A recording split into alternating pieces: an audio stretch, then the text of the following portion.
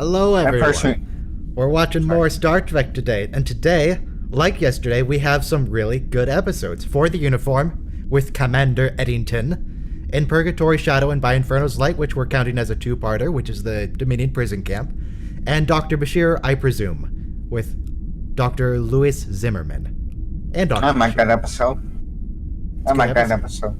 Yeah.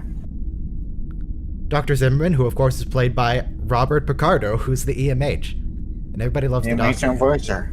It's the EMH and Voyager, too. Yep. Yeah. The EMH on Voyager and on Star Trek First Contact, briefly. That's good. I checked out Robert Picardo on YouTube. I like it. And now that I remember, I have checked it out before. Pretty cool. I think First Contact, he was more like the emergency medical doorstop. Yes. I'm a doctor, not a doorstop. Now, I've been thinking, I really want to see a picture of Porthos the Beagle in an Enterprise uniform. I need this now. Now that it's in my head, it won't go away until I see it. So I've been looking at Fiverr, and I'm thinking like maybe I can find someone on here who will draw a Starfleet uniform on a dog. It's a little concerning that most of this is anime, and there's a couple furry things, and there's Rick and Morty. I'm having trouble finding one that's appropriate. It seems like they do that kind of stuff in a style I'm looking for. I just imagine your reaction when you get way more than you bargained for. Yeah, I'm not looking for that kind of drawing of a dog. I'm not looking for furry art. I'm looking for art of a furry creature. Those are different things. Very different. I just made an actual dog. You need to be very specific and careful. Very specific. You won't believe what he does for cheese. No. Don't you knock Porthos like that. Porthos is a good dog. See, I'll have to keep looking into that. This is already kind of uncomfortable, and we're what, 3 minutes in? Yeah, that's on par. That works. Good work. So yeah, everybody be queued up to the first episode, DS9 Season 5, Episode 13, For the Uniform. And of course, if anyone else wants to join the voice chat, it is open to absolutely everyone. No security whatsoever on it. Just link in the like Starfleet. Like Starfleet. I said no security. That's nice. We're going to have to start instituting blood tests. Make sure you're not a changeling. The blood tests don't even work, though. Literally, every time someone suggests a blood test, it's a changeling suggesting the blood test to prove that they... or to pretend to prove that they're a real person. Oh, like Bashir, he was able to get around it, or like the changeling was able to get around it, so... Yeah. He's gonna do that in the next episode. He's gonna be like, oh, it's time for a new round of blood tests. Just to prove that he is legit when he's, not. Changeling Bartok does a blood test, he cuts his hand, bleeds on the table. They could keep a pocket of blood inside of them. That's what they do, apparently. Yeah. Yeah, not yet. Starting off with Eddington. No changelings here. Well, one changeling, but, the regular one. Yeah, they're still changing, and that's Martok. Why are all the Changeling changeling faces bad, like Odo's? Yeah. Sorry, say that again? Why are all the changelings' faces bad, like Odo's? When they can duplicate people,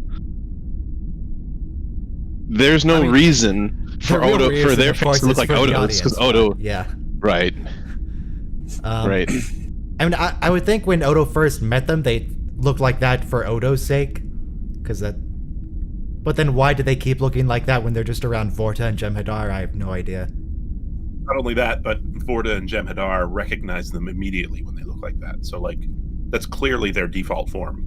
I guess they feel like they completely detest Solid, so I guess they wouldn't really feel any desire to look like a proper species. Yeah, Solid species. But like early on, Odo said that his face was like that because he is bad at doing faces. Yeah.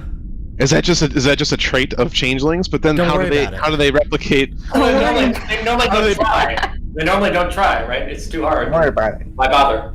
So the obvious answer is that Odo just thinks... 15 seconds. Yes, well, 10 seconds. I'll wait till after it's done. Press play in 5, 4, 3, 2, 1. play. Because So, if like, you're watching the stream but you're in Discord, you have to keep in mind there's a delay. Best answer for that is that. Oh yeah, I thinks totally he- forgot. Thanks. Thinks he's bad at faces, but like that form is the default changeling form, and he just goes to it because he doesn't know how to do better. That's easy. Yeah, that makes sense. So this welder man, we're gonna see his face in a second, and I really think it's Arn Darvin's actor, but he's not listed on IMDb. Arn Darvin's actor, whose name I forget, is not credited for this episode, but nobody's credited for this character. Charlie Brew, and it's not him. But it looks so much like him, with a little bit of makeup. Look at him. It's clearly Arn Darvin. I don't think that. Oh, yeah, I don't that's agree at all. weird. They look similar. I'll give you that. Yeah. Exactly the same. Not a single difference. No, I'm not that very techy. If he had said something, I'd be able to tell. But the face is different. But yeah, tragically, he's not listed on IMDb. Is that a Klingon disruptor? It is. Where did he get a Klingon gun? I didn't know that it is. The Maquis take what they can get. But they don't fight the Klingon. Where did they get it? The Klingons were literally Here just it fighting in is. Cardassian territory a few months ago. Keep in mind. True. Oh no, that's how they got it. That's how they get it. I believe his name is Kenneth Mitchell, the actor. Yes, you definitely are killers. 100%. It's Ken Marshall. Ken Marshall was the star of the movie Krull. If anyone ever saw that, it's not a great movie, but it does have a very young Liam Neeson performance in it, and that's kind of notable. That's good. It's about like space magic. It's kind of cool. It was trying to be Star Wars. They had a mass wedding to promote that movie. Is that right? Wow. A what? Yeah, They had a a mass wedding. Yeah, What does It, that like, even mean? they had like people got hundreds of married at the same couples. Yeah, Oh, like they perform. Yeah. Okay. Like, who signs up for this? For some random low-budget fantasy movie wedding? What? I would assume you get money, or maybe you get a free wedding, or I don't know, something. Hey. Also, Kevin, the Ken chat Marshall. says hi. Hello. Also, the soundtrack for Krull was written by James Horner, who around roughly the same time also did Wrath of Khan. If you listen to them side by side, they are incredibly similar. I know James Horner. Yeah. there was another Yep. movie he did for music for. I was just gonna say Space Raiders, the Roger Corman movie, has Yep. a very He just does similar the same soundtrack song to every Star time. Trek 2 and 3. Yeah. They said that Yeah. they think he used like the rough draft of the music from Khan for Space Raiders. Yeah, I think Red Letter Media had that theory, and it kind of fits. Like, it seems like something he would do, and timeline-wise, it all fits. Yeah, he also I- did the like- thing for CBS Evening News. If you watch Gladiator, which is the music is by Hans Zimmer, it sounds exactly just like Pirates of the Caribbean music. It's just the same song again. Especially at the start with that main battle sequence. The guy who did the 2009 Star Trek theme, all of his music, like the Star Trek 2009 theme and Doctor Strange, very similar.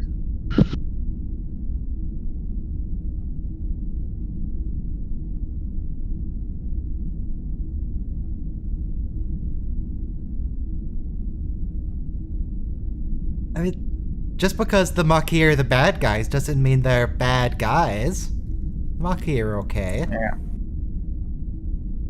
They have a cause.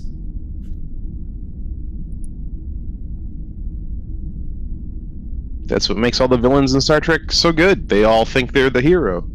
I wouldn't say all. Some of them are just cartoons. What about Rayo well, Vantiga, the guy that good possessed ones. Bashir? Oh well, that is an exception. That was a incredible It was performance amazing. on screen. An incredible performance by Siddiq El Tahil Al Fadil Abdurrahman Muhammad Ahmed Abdul Karim Al Makdi. 10 out of 10. Gosh. It's been a while since I've said that. I'm glad you got that in understand that. because I don't think he's in this episode. He's not? I don't think so. Yeah, he doesn't really have anything to do. Like He him might and be in the Quark. background somewhere just to get paid. Yeah, assuming he has a line. Maybe not. I mean, it might be a credit only kind of thing. That was happening quite a bit this season. Yeah, sometimes characters just don't show up. I'm scrolling through the Amazon timeline looking to see if I can find him. Yeah, I don't see him anywhere. No Julian. There's a guy standing in the background of one shot that looks like it might be Julian, but I can't tell from the preview. He doesn't do anything, though. To be fair, there were like episodes of Next Gen where Picard just never showed up because Patrick Stewart was, I don't know, taking a break. Going and doing some plays, maybe? To be fair, dude. Patrick Stewart never wanted to finish the first season. He didn't want to Yeah. be there at all. The whole series. He got into it. Eventually. Yeah, if only Life Force had been a big hit, maybe his career would have been very different. Who are the other people that were being considered for Captain Picard? I remember seeing. Yaphet I Kotto. don't remember. Who? Yaphet Kotto. Yaphet. The guy, Yaphet Kotto. Kotto is his last name, spelling, I think. The black guy in Alien. Yeah. He was offered the part, didn't want to be typecast in sci-fi for the rest of his life. Interesting.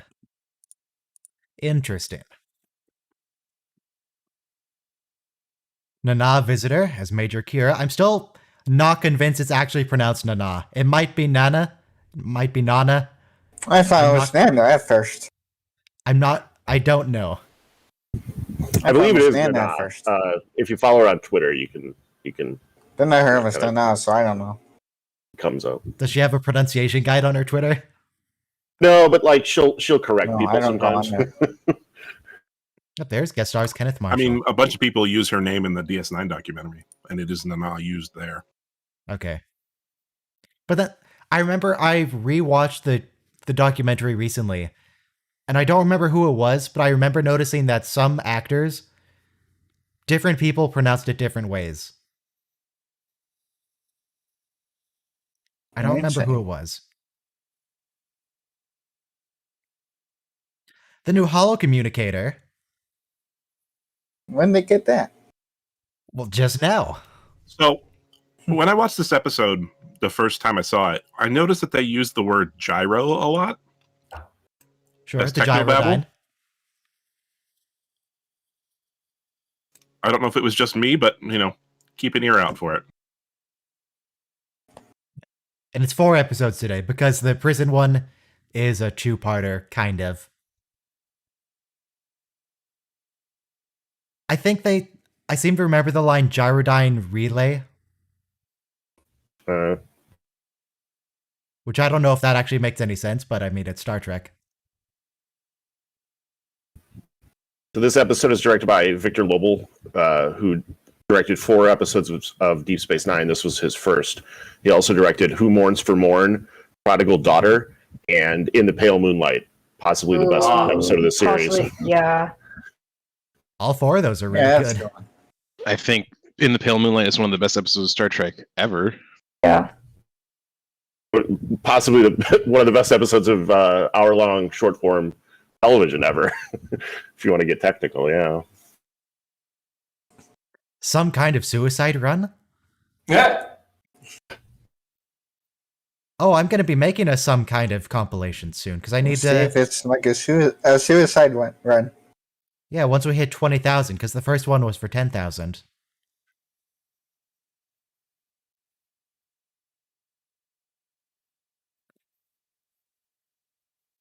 Everything. I was going I to feel say like they everything. should have checked for, a lot of things. When the person who was in command of the Defiant repeatedly... Yeah, because a lot of things defected. could go wrong. And so, they should have checked it. Good that Eddington immediately knows how to use the holocommunicator. I'm glad that Well, they stole one. Well, why does this Maquis Raider have all the cameras necessary to do this? Don't worry about it. Oh, okay. Yeah, I won't the then. home communicator I didn't think was gonna arrive at this episode. I just love this. Like, it's such a contrived way to get actors in the same room and Yes. talking to each other, but like, it's a sci-fi show, so you make it work. And this, of course, will make its return in Star Trek Discovery, though a more primitive version. And then they immediately get rid of it because everybody hated it. But they try. This also only shows up in one more episode. Nobody likes the holocommunicator.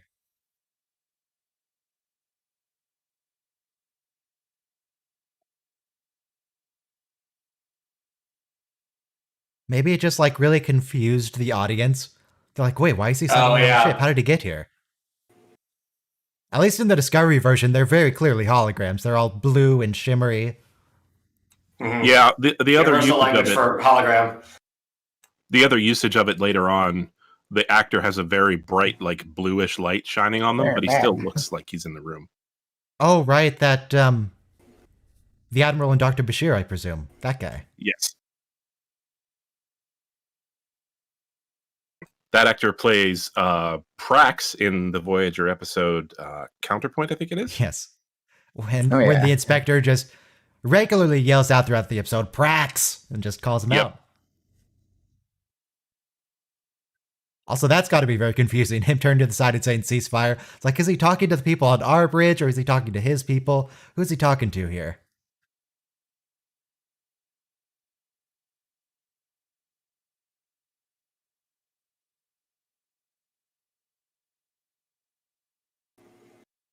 And we're back. We're home. But Spain, there's no commercials. Okay, there's the chief. There's Odo. Worf. Odo. Not Bashir. Not Bashir. No Bashir and Ops.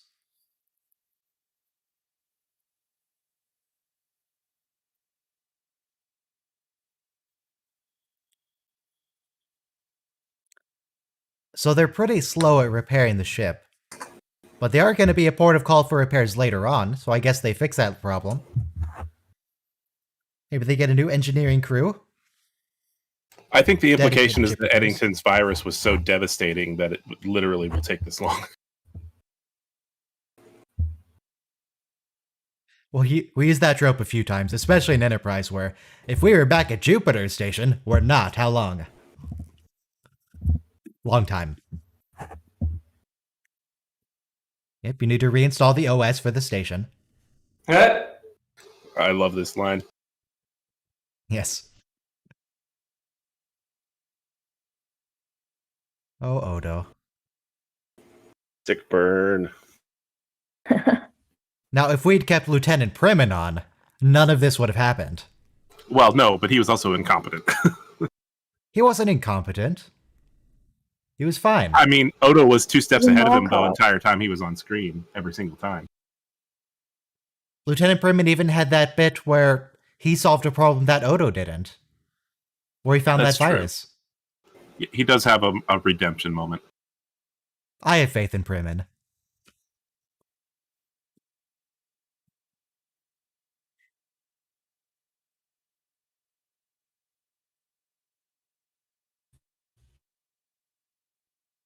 Sisko's been grounded. He has to stay home. He's not allowed to leave on the find anymore. Jesus, 8 months. Has it actually been 8 months? Like, when was that episode where he defected? Was that season 4? For the Cause, season 4. That was May of 96. And this episode, where is it? Was February of 97. So that's 7 plus... Yeah, it's been 8 months. Nice. Oh. Solid. So this captain also played Voval in the TNG episode Liaisons, who is he's one of those weird ambassadors that's performing experiments. Was he the one that on tried to Starfleet. romance Picard? Yes. That was pretty He also interesting. played Kortar, who is one of the original first Klingons. What was that beeping? That was that was my tea kettle. Okay. He plays a hunter in that Enterprise episode Rogue Planet, Okay. and he later plays the Section 31 officer that shows up in Enterprise. That's where I remember him from. The Enterprise episode. It's like no, most of these I can kind of say, but no, Enterprise. Yeah, I know him. It's that guy. He doesn't recruit exactly, but he works with Lieutenant Reed, Yeah. who most famously invented the read alert. Very important.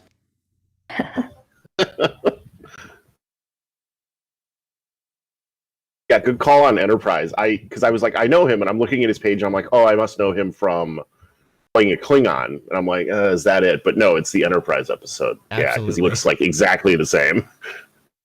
Yeah, he's a human and he's got no makeup. The only difference is that his hair's gray in that episode.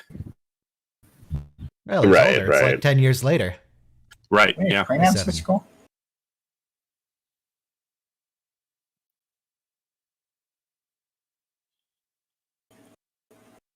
Wow, But he's this very is handsome, intense. Cisco. He's got that going for him. Sound like a Klingon doing that.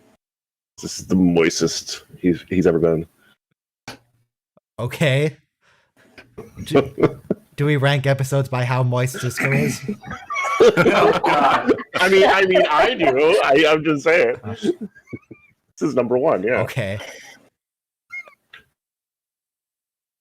I mean, you can either rank it on how moist Cisco is or how moist you are because of Cisco. No, No. that's a different kind of. No, that's something else. Keep it on track, folks. We're still on the first episode.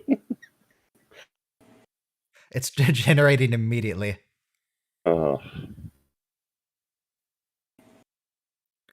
Deadly to Cardassians. look- What about all the other life on the planet? Like, are the animals on that planet going to tolerate it? What about the plants? Is he what's he doing here? Still no It's Bashir. strictly anti-Cardassian. I mean, what they do later is just as bad. Did Ennington conduct an environmental impact study? I don't think he did. Nope.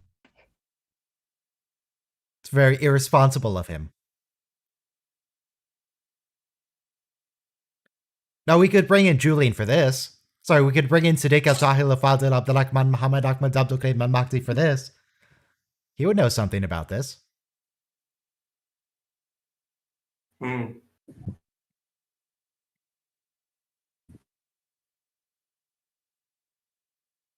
Oh, of course it is. Of course it's only the Malinche. Yeah.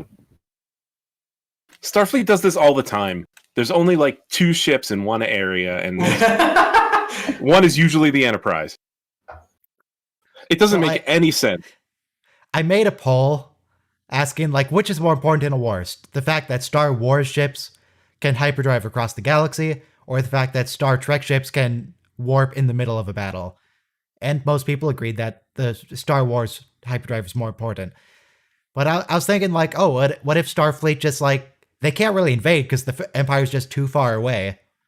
But if they just station a couple of starships around the planet, they should be fine. But the issue is, Starfleet doesn't have that many ships, apparently. They have, like, 4. They have 4 starships. Except for conveniently in the battle episodes of DS9 where there's like Yes.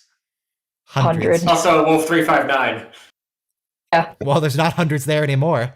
Yeah, true. Is it Or there Generations is.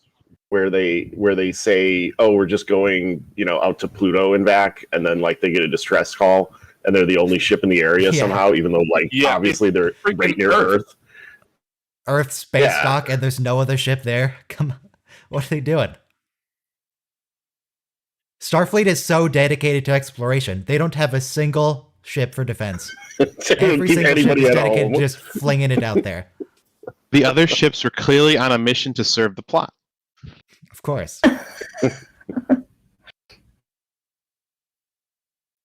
Cadet Nog gets to do something today. Oh God, yeah, he's the human communicator, or Exploding. not human, but you know what I mean. I really enjoy all of Nog's interactions with all the more experienced officers. Like that time that Worf and Martok are standing on either side of him and just quoting honor at each other, and he's just standing there all uncomfortable. It's like, am I allowed to leave? Can I go?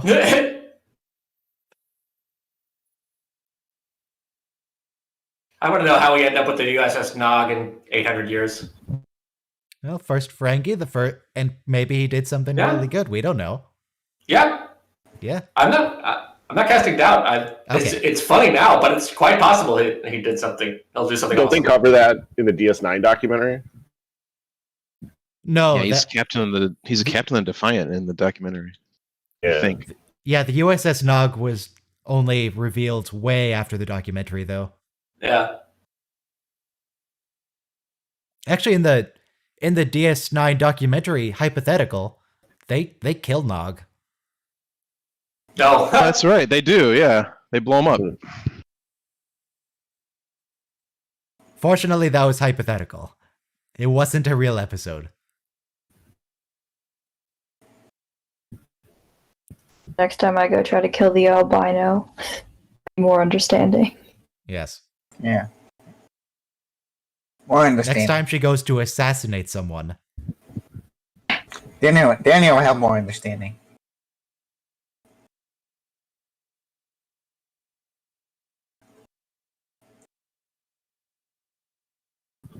I love he has to stand there and awkwardly hold his communicator the whole time, like they could get him a headset or no.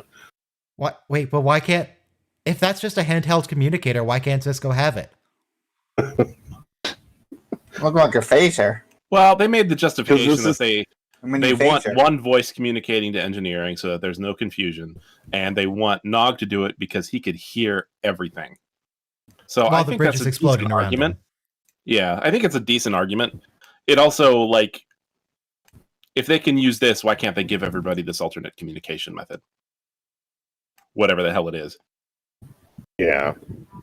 The real reason is it makes it more exciting, and it's more like a naval battle movie, or like Run Silent, Run Deep or something.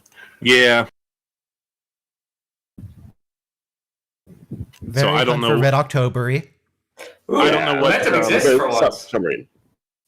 I don't know what influence Ronald Moore would have had on this episode, but one of his favorite things to do when he was writing for Battlestar Galactica was derive a lot of stories from like really good movies that exist. And like that this makes sense that he would derive some kind of like complicated submarine operations or something like that to represent that in this episode from some movie or another. Navigational gyros. Yep, that's one gyro. There's more gyros later.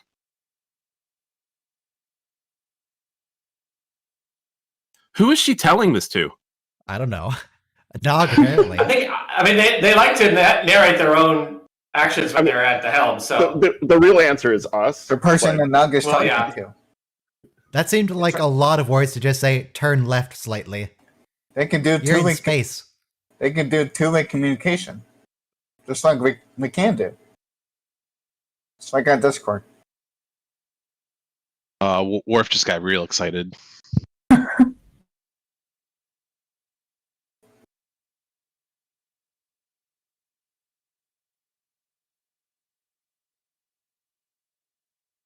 Thank you, Column. And Jim.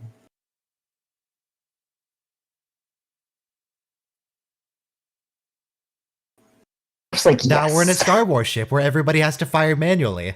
Normally it's all computer assisted. You have to just point and shoot. Watch those Did gyros. you ever hear the explanation for why the weapons are fired manually in Star Wars? Because it's more dramatic on screen. Well, right. The electronic countermeasures are so advanced that computers are blocked from tracking enemy ships. Okay, they say... Is that ever said on screen? Is that actually canon, or is that a justification people made for why that nonsense makes sense? I assume that's someone's headcanon. Probably a justification. It might be in one of the books. I don't know. Now, I'm not against headcanon, because a lot of things in Star Trek don't make sense either. But Yeah. I just want to be clear on which we're talking about.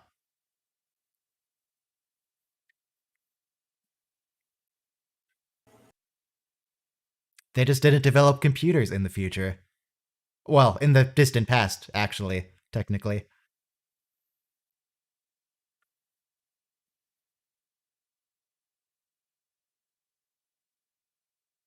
If Star Wars is in a galaxy a long time ago, in a galaxy far away, far away, excuse me, are modern humans, because there are humans in Star Wars for some reason, are modern humans from that galaxy that just left because that galaxy was constantly going crazy? Politically unstable. Yeah. Well, they're technically Corellians, so Stop. Just stop. Because I imagine with everything, like it swaps between the Empire and the Republic like every 5 years, and there's light and dark side of the Force and space wizards killing everybody. Just leave. Just go somewhere else. It's a lot of turmoil. Just give me my baby Yoda. That's all I want. There might be baby Yodas in this galaxy. We don't know. Oh, that'd be awesome.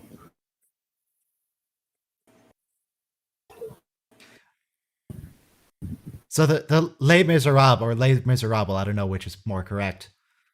The L is pronounced. In this episode, I really like that they quote it as something that's just awful, that nobody likes. And then after this episode, some years later, it's become really popular. Suddenly everyone likes it now. Those are the movie, probably, that they came all out the with movie. that wasn't that good. It's all Russell I Crowe. just love Eddington's horrible misinterpretation of the plot. Yeah. But would the movie Is it have happened misinterpreting? if 'Cause I've not? never seen or read it, so I don't... What was his misinterpretation of it? Like, oh, he spent, his whole life trying to catch a man for stealing a loaf of bread, and it's like that's not really what it was. like that's like a horrible derivative misinterpretation of the plot of that story. What's he being chased? But is that Eddington's misinterpretation? Is that Eddington's misinterpretation, or is that the writers of this show misinterpretation? Both apparently. Ooh, it's an Excelsior class. So you can tell this one is a CG model because it doesn't have the front things that they added for Generations, which ended up becoming permanent to the actual physical model. Okay.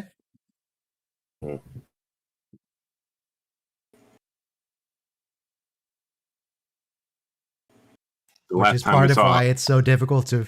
It's more difficult to remaster DS9 than TNG, because so much of it is CG. Yeah. The last time we saw editing was done on video.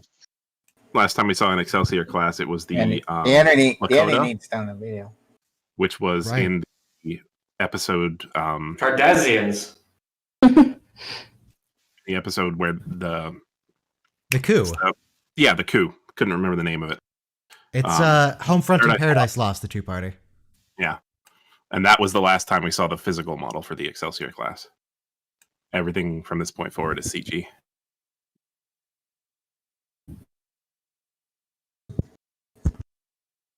Oh, what do you have, Captain? Coded message.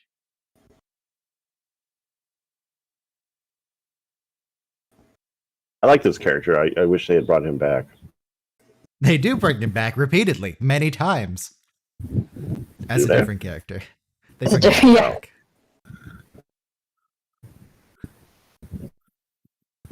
And he's gone. Yeah, that hologram is kind of confusing. It's probably for the best that they got rid of it.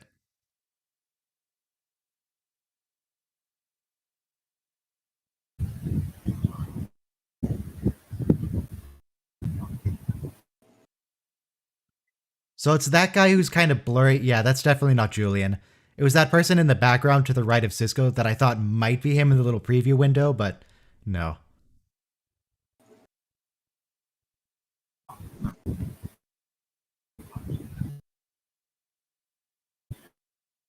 If somebody walked forward a little bit, would you get a little cross-section of them? Or did it just start doing like that force field effect?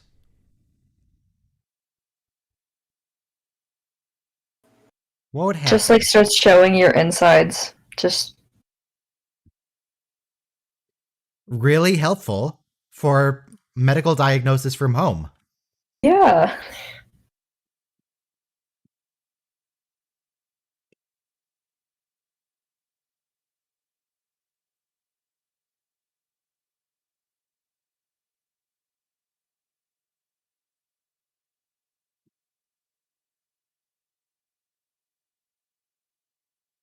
Okay.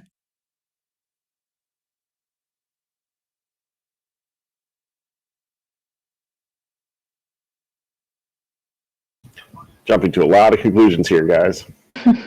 And they got nothing to lose. They're pretty committed to being out here. Like, it's like the old Batman series where like Robin finds a clue and then they make all these crazy leaps of logic that end up being correct. Sherlock Holmes does the same thing. A lot Yeah, of there you go. conclusions are just nonsense. Well, I was able to deduce that this man worked at a university as a professor of physics because, as you can see from this shadow on the ground at the time of the murder, there was... From the shadow on the ground, you could see that he had a rather large hat, and if he had a large hat, he must have a large head, and therefore a large brain is therefore an intellectual. Well done, Holmes. I'll leave you to determine which half of that actually happened in a story and which half I made up.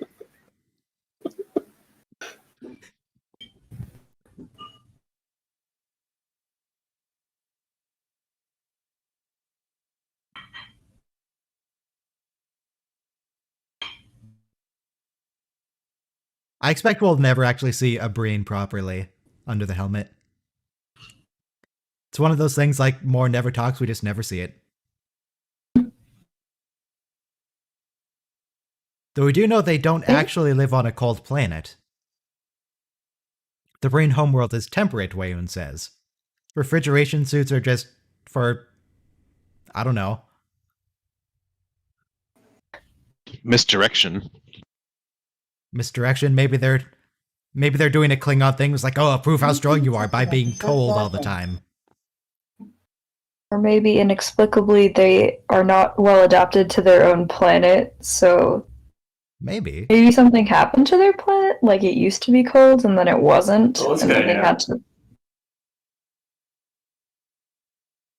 Yeah, they had global warming, and now it's temperate. Yeah, that's what happened. Don't worry about it. That's the slogan for this channel. Don't worry about it. Don't worry about it. I mean, the writers weren't worried about it, so I don't see why we should be.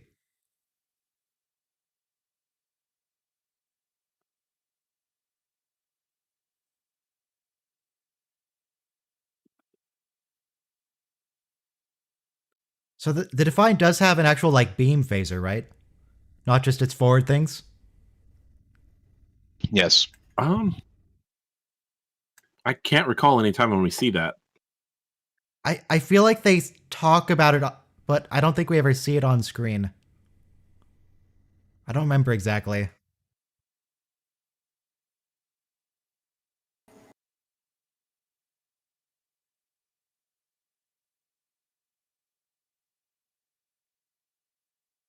How much more speed? Like a little more speed, or do we need to be going? They're twice as already at fast? full impulse. Oh, isn't like the next step up from full impulse warp 1? Yeah, we can't go to warp. Like They're gonna go what do you fuller want here? impulse. It's just Yeah, start why can't we throwing go to stuff warp? out the back. Just go to warp for half a second. It'll be fine. Inside a solar system? Yes, exactly. That's crazy. Don't listen to Laura Dern. You shouldn't go to light speed inside of a solar system. Laura I don't see Dern. what the problem is. It's worked repeatedly. Every time they go to warp in a solar system, it works out fine. I don't see the issue. In Starship Down, Defiant fires a beam phaser from its nose cone, we're like right at the bottom of the deflector. Okay. Yeah, but that was a modification to the deflector because Worf needed a weapon. Wait, yeah. Yeah, that's not still there. I don't think that was a deflector modification. Yeah, it was. That was specifically what they said. Worf goes to him and says, "I need a weapon," and they In figure. Paradise Lost, they fire a beam phaser from the same point. The deflector dish. So Really? useful. The deflector dish can be used for anything, including phasers. Okay. That doesn't make it not a phaser. It's just where it's coming from. Yeah. I think it's fired torpedoes out of that point too. I don't know how it can make torpedoes, but apparently, who knows?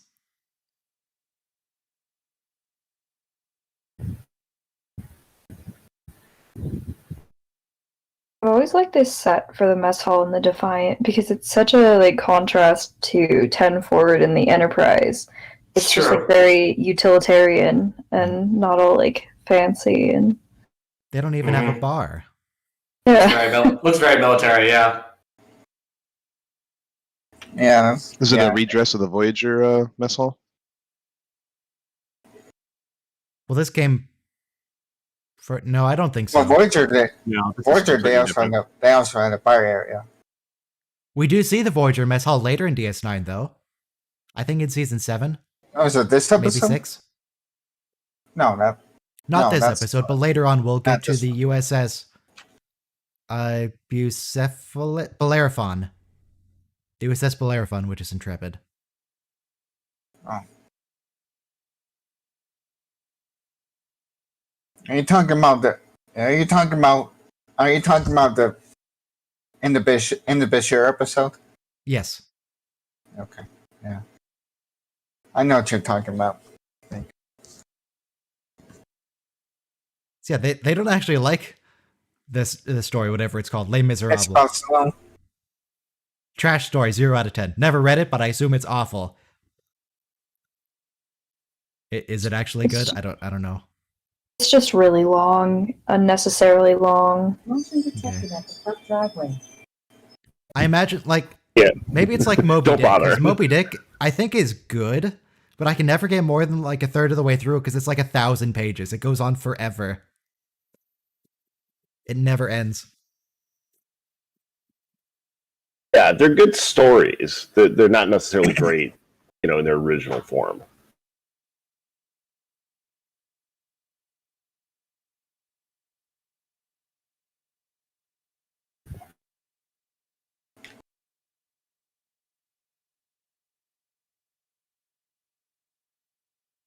So Michael just has a flair for the dramatic. Was that a Walter Mitty reference? Secret Life of. Sorry, Alex sorry. Mack. That's a stretch, maybe. That's a good world.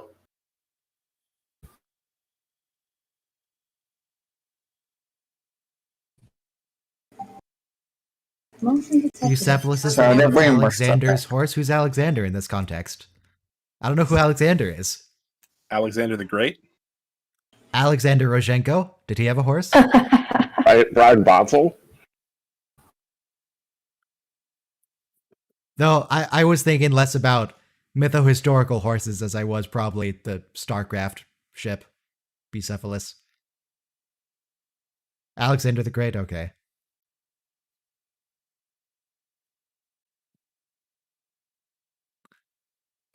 The fact that Cisco isn't emoting here at all is very disconcerting. Yeah. He's very exaggerated, and here he's just, completely straight-faced.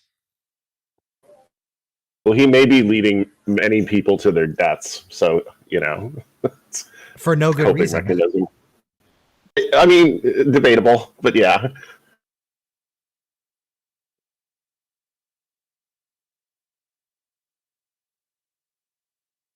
Honestly, kind of badass that he's just not, like, doesn't seem to give a shit at this point. He's like, you know what, we're doing it. Yeah, here's the Bucephalus I was thinking of. That's a different ship. That's something else. It's a battle cruiser. It's pretty Well, cool. It's a StarCraft battlecruiser, isn't it? That's a StarCraft battle cruiser. I believe it's either Arcturus's or Valerian Mengsk's flagship. I think Mengsk. Yeah, that's where it gets serious.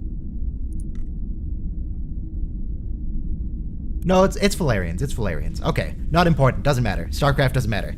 Star Trek is what we're doing.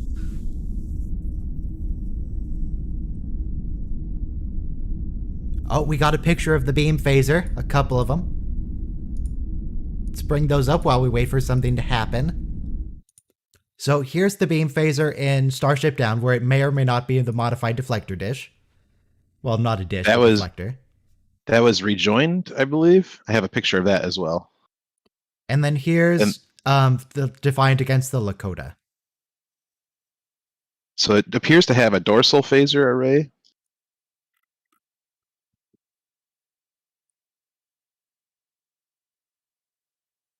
And then, yeah, it apparently has a beam that comes out of the top middle. So it's got beams. Jesus. Going to poison an entire planet. Oh, that's a great shot, actually. But I think they've used that point on the deflector to be a phaser, to be a photon torpedo launcher, and to do the energy beam. It's multi-purpose. I was going to say, is it something that can be like switched in and out? It's whatever the plot needs it to be. That's what that front thing on the Defiant is. That's not the bridge. It's not anything dramatic. It's just a part that swaps out depending on what you need. Yep, this feels like a war crime. This feels like something you're not allowed to do. Did Cisco do an environmental impact study? Well, it doesn't matter. He's murdering everybody. He's not murdering them. He gave them a chance to escape. It's their own fault now. Let's just murder with extra steps. It's fine. He's the good guy, honest. This isn't the first time he does something morally ambiguous either, so. And it's not going to be the last. It definitely won't be the last. We're getting to in the Pale Moonlight next season. Yeah. Good, now everybody on the bridge is an accomplice, because after they launched one torpedo, and they know what's happening, now they're going along with it, gonna fire more. I love this Cisco, scene. chill. He's making up for his lack of emoting earlier. It's all pent up. He has to get it all out. He has to get it all out. Lack of Calm emoting. down, Cisco. He was going nuts on that punching bag earlier. Calm down.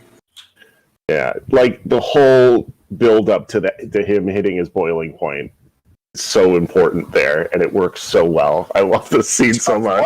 At Because one he point, knew I it was would talking get to to someone. Eddington. At one point, I was talking to someone who was like, "Oh, I really like how Captain Kirk. He's like, you can really see his emotions when he's angry. You can tell he's angry." And I just played this clip. It's like if you think like that Kirk can part right there emote, where you he have gets not bald. seen the Cisco.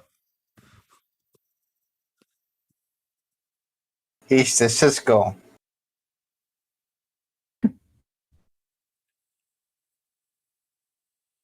Well, he did it. Oh, Isn't that a no, that's runabout not door? Jungle. What door? What? The door they came out of, wasn't that a runabout door? I don't On the see airlock. it. Airlock. Okay, there we go. Now I see it. Now I see a I'm on the door. delay here. Am I out of sync? I think you're like 10 seconds ahead. Hmm. You might have used the YouTube timestamp instead of the I'm on vocal the net. timestamp. I'm on Netflix. I'm on Netflix. Yeah, I'm on Netflix. Well, I just mean if you're synced up to the timestamp that's on the stream, that'll be different if you're on Discord because YouTube has a delay. So I should be behind. But Yes, you should be behind But by not the Netflix, exact amount for that will change depending on where you are. So yeah, just if you're on Discord, don't follow the YouTube one. Just press play when you hear me say press play, because then you'll be. I think it just started like 10 seconds into the episode for me for some reason. Good done. Well, if I was just like, oh yeah, I knew I forgot to do something. Follow the law. Is that what? Well, if you're synced up now, the episode's Oh, yeah. over. So Okay. That episode's done. It's over. It's gone. And now the next episode, let me change the title here, is going to be In Purgatory's Shadow. In Purgatory's Shadow. And uncapitalize that N. There we go. Hope you guys like Garrick. I mean, I Who don't does even know not why you have to like hope that. Garrick? Everybody Well- likes Garrick. I was gonna say, if you don't, you're wrong. Yeah, if you don't, there's something wrong with you. But if you like Garrick, strap in because we get a lot of them today. Woo! Lots and lots of Garrick. Is Garrick his last name? Or Yeah, Elam Yeah. Garrick. Just Elam Garrick, simple Garrick. because I'm thinking, is First his and last actual name Elam Tane? Oh, that's a good point. Yeah, Do yeah, any names technically work like right. that in Cardassia? We don't really know. We don't see any. Yeah, we don't like, know. Other than Garrick and Tane, we don't see any direct relations on screen at the same time. I don't think. We had the 15 boy, seconds.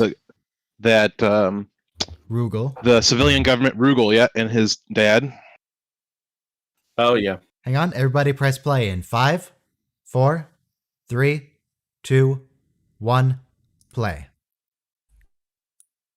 but we only we ever also hear get like Kira as a fake Cardassian with her fake dad. Kenny Gamore. Yeah, Derek Garth, who they just put that card up for, was a grip on the crew for DS9, and apparently he died in a car accident.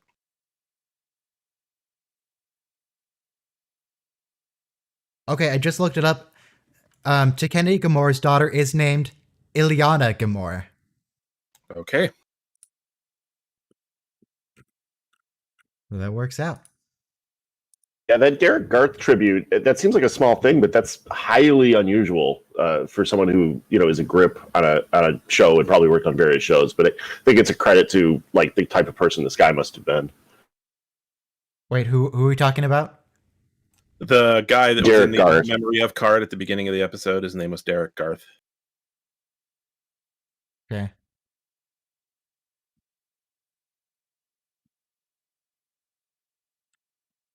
Also, if Odo wants a bed, he can have a bed. Even if he turns gelatinous, he can just have like a solid railing on along the side, so it just catches the goo, and he has like a tray.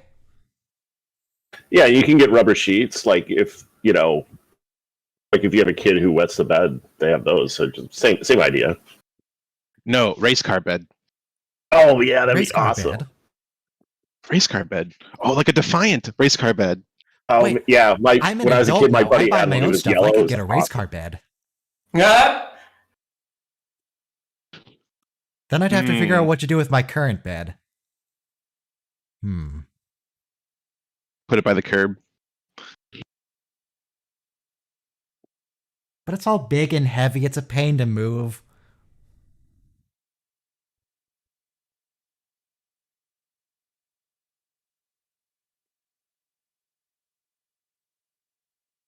Elgol Red. Is that the password? 59?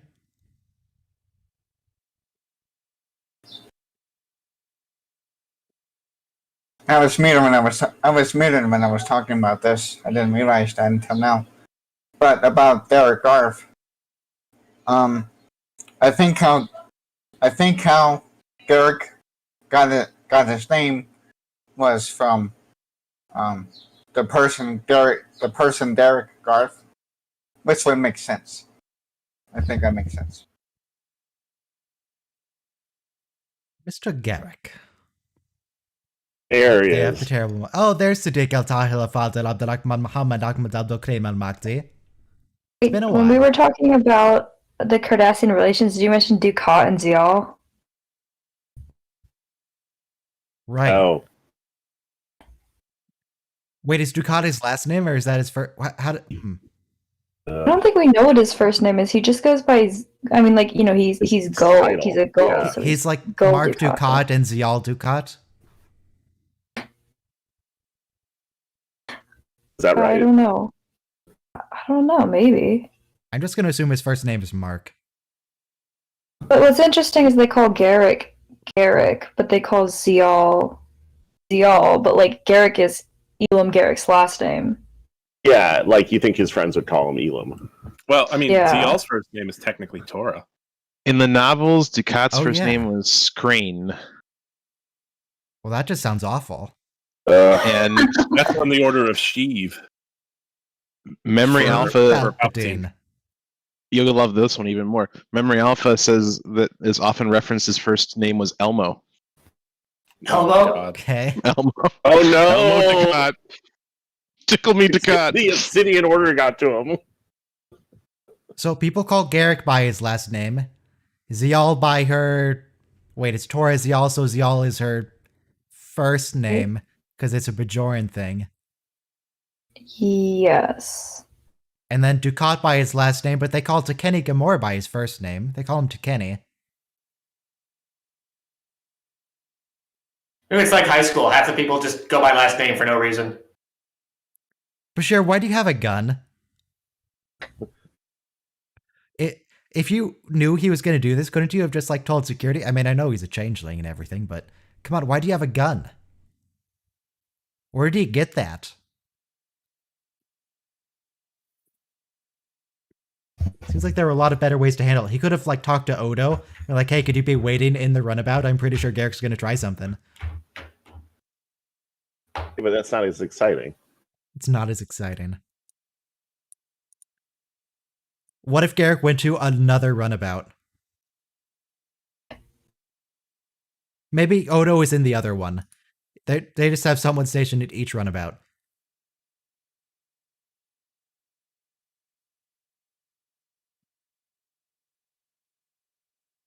And of course, as usual, I assume the runabout they're going to be leaving in is the Rio Grande, because it's going to survive. Yeah. Find out.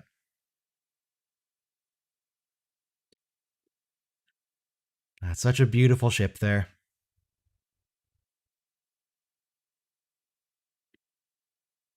So how's the weather? That's another thing. Jake wasn't in the last episode at all. This is another like credit thing, but like he actually wasn't in the episode. Yeah, Jake's not in a lot of stuff. Yeah, this is fake Julian. And this is part 1. In Purgatory Shadow.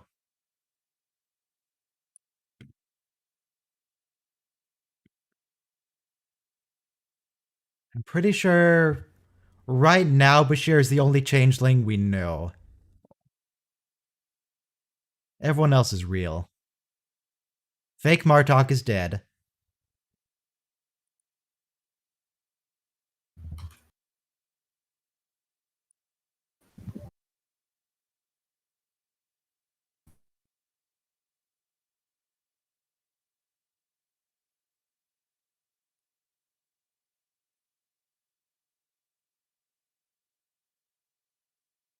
Oh, J.J. Hertzler, that's right, we're going to see Martok today. I forgot about Martok. This is the Even though I first literally appearance just of mentioned Martok, him. as a matter of fact. Technically, yes, technically true. The first time we see him. Martok, of course, is the best Klingon. Better than Worf. Worf's barely even a Klingon in the first place. So this episode is directed by Gabrielle Beaumont. It's the only episode. It's the only episode of Deep Space Nine she directed. But she directed several episodes of Next Generation, including Lower Decks and Disaster. And she also directed Beastmaster 3, which is pretty good. Okay.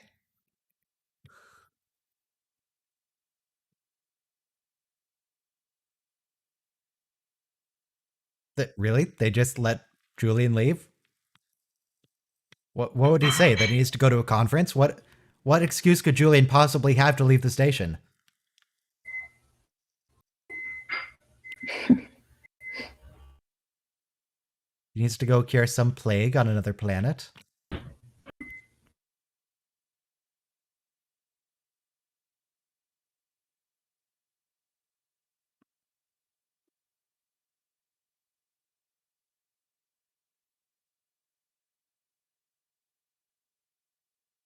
Now, is Mila the housekeeper's first name or the last name?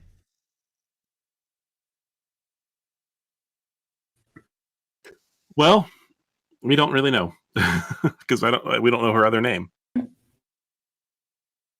Wait, no, Garrick, that's not how triangulation works. Yeah, we're really stuck on this name thing. It's driving me nuts.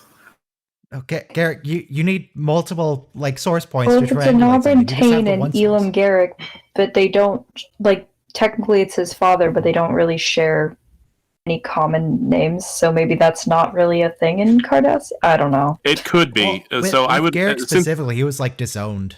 Yeah, he was not an acknowledged child. So like Yeah, he's estranged. Garrick's name is Yeah, that's true. probably a fiction because like and that wasn't because Garrick wanted it, I would bet. It's because Tain knew that if anybody knew that he had a son, it would be a weakness that could be exploited. Yeah. We're going to be talking about that quite explicitly in about 35 minutes.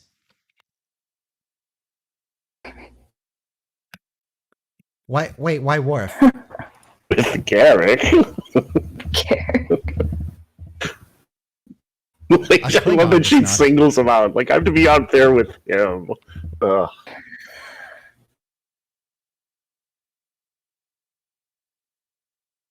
I mean, you could, just because you don't have to tell her, like you're not legally obligated to tell her, you should still probably tell her. Yeah. You can't just ghost your girlfriend and go to Cardassia on a whim.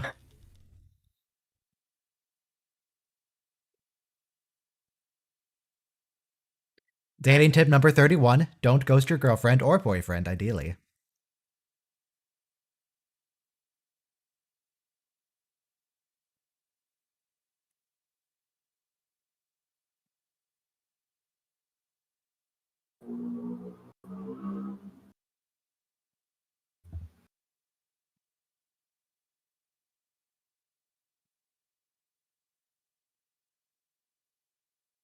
Worf.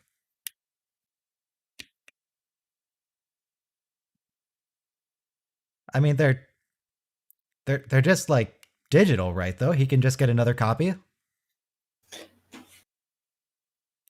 Yeah, That's not a record. They do tend to treat pads like paper. But sure. Yeah. Star Trek tries to continue scarcity when it doesn't really make any sense. But they're just cylindrical USBs. Wait, Maybe they're signed copies. a signed That's a USB? genuine Cardassian data rod. I think it actually is a genuine optoelectric data rod.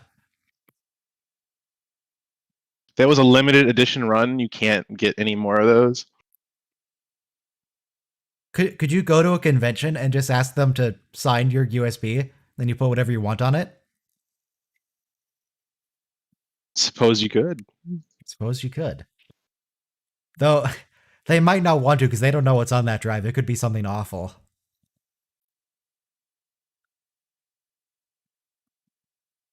Such as... I'm not going to specify. This is YouTube. Porthos in a Starfleet uniform. No. I'm not looking for furry art. I'm looking for art of a furry thing that's different. I just want actual Porthos in an actual uniform. One day I'll get it. Yeah, that's not very nice of you. Well, I don't know if they're dating. Are they dating? It's never really like clear or really like a thing, but you know that they have feelings for each other.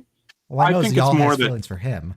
I think it's more Yeah, that Ziyal but- has feelings for Garrick, and Garrick is using her. Garrick as has a feelings for comfort. Julian. Yeah, Garrick definitely has feelings for Julian. Garrick keeps everyone at arm's length, for sure, you know.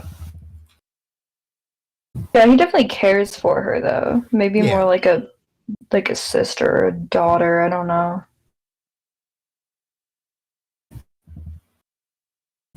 I think in the documentary, didn't the actors say they wanted to explore the Julian Garrick? Oh God, Yeah. yeah. Andrew Robinson Thing. was all in favor of it. It was Rick Berman who shot it down. Because of course it's Rick Berman. It's always Rick Berman. Of course. Fuck you, Rick Berman. Fuck you, Rick Berman. Yeah, alright. That's racist. You can't.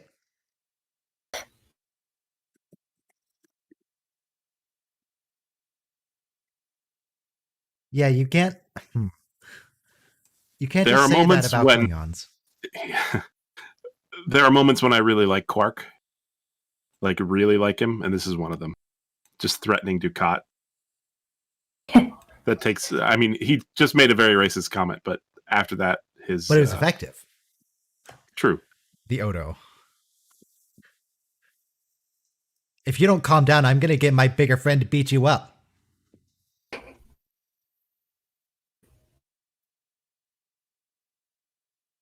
Her mother tore in a Prem, who is dead, and we never met.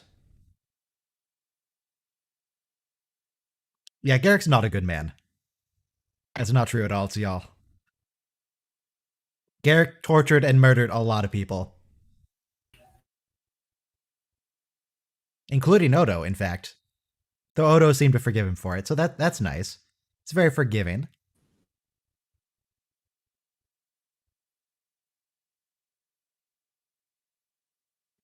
And Ducat's still in that bird of prey, I believe.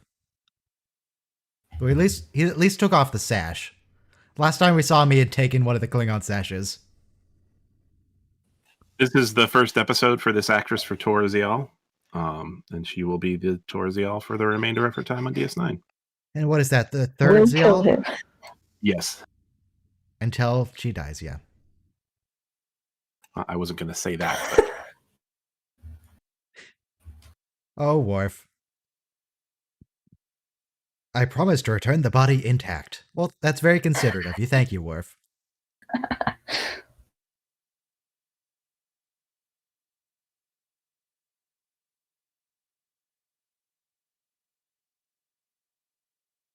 Why not?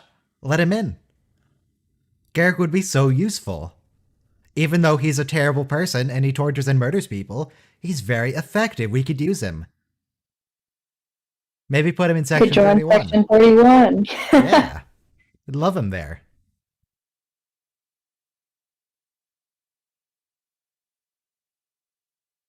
You did unfortunate things like a year ago.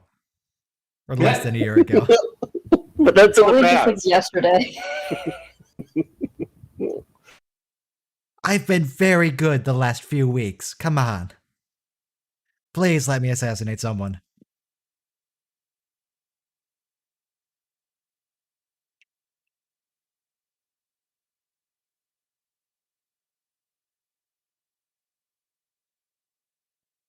How far do you think Garrick could get with this? If he didn't do this last part and Worf sponsored him, what would Garrick have done?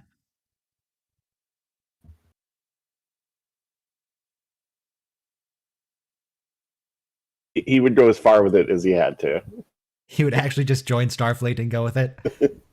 He would become an admiral. Of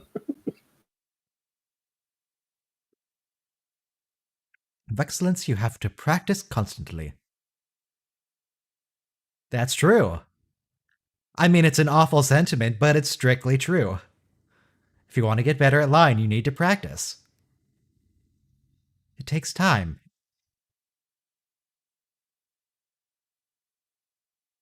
Garrick, you can't just shove someone at what is wrong with you? Also, what's up with that alien in the background? Jesus. The person behind Kira to the left? It's horrifying. Though I guess that's kind of... I can't say that. That's racist. That guy looks very different.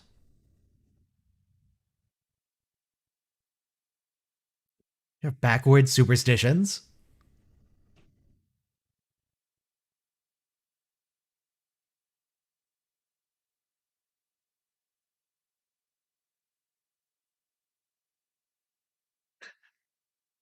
Mark actually trying... Sorry, not Mark. Gul Dukat trying to...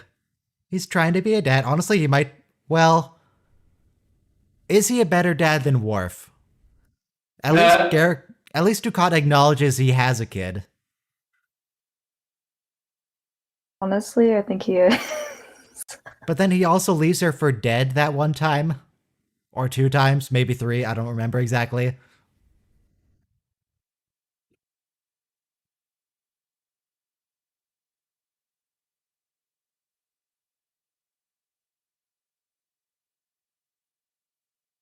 And we don't know why they're enemies, other than Garrick murdered Dukat's father at one point.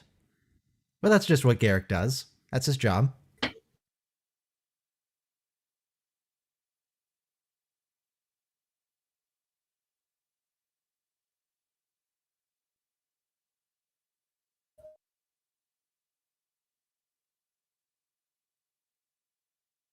Okay, yeah, so he is still in the bird of prey.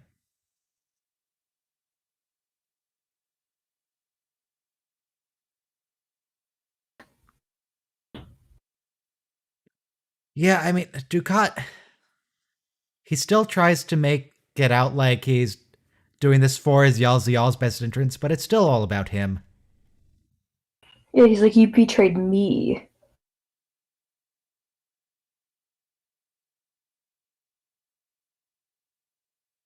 He's a complicated dude.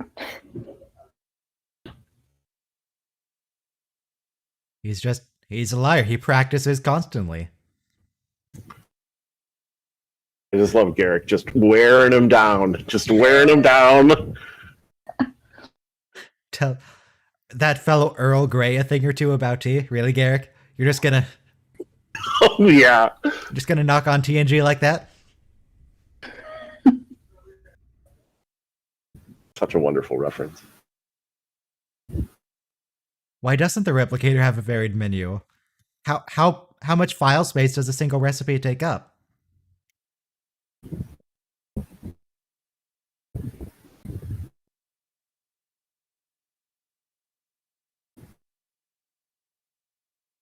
He's getting some traction now. He's just keep wearing him down.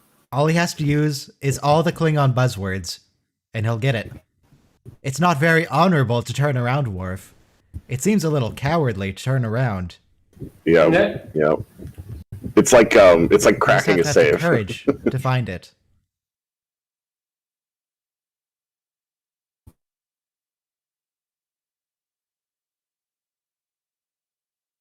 I don't even think I Glorious have of to the say it, situation.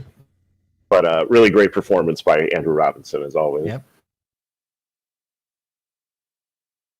The honorable thing to do. Nobody knows There what it it is. means, Worf.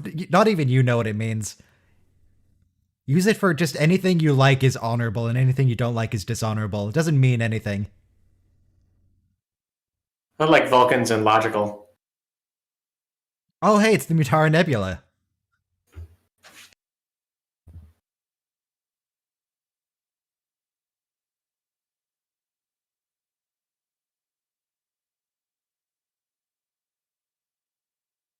What'd you find, Garrick?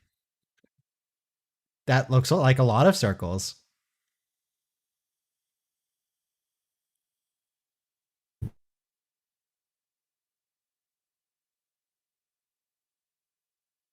Okay, we found the fleet. Maybe we should stop flying forward. Okay. Maybe we should turn around or go down or try to hide. Nope, too late. Yeah, it's a done deal.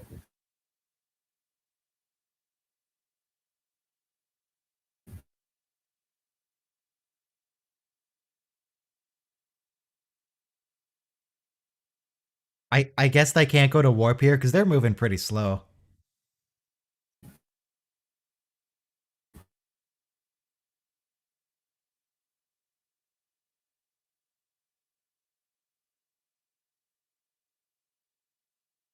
Oh, a little bit of, yep, tractor beam sound outside.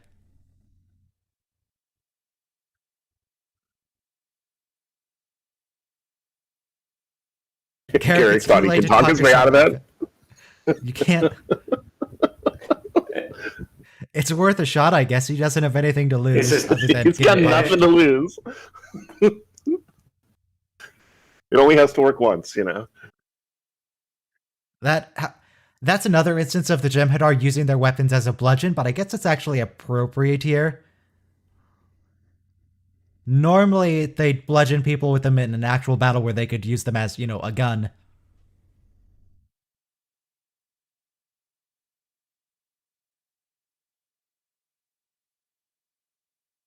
That seems improbable. I don't know enough about babies to dispute it, but that doesn't sound right. That Kiriyoshi could recognize her. Jem'Hadar? What do you mean you can't make them out? How do you know their coordinates? Are they fuzzy? What do you mean?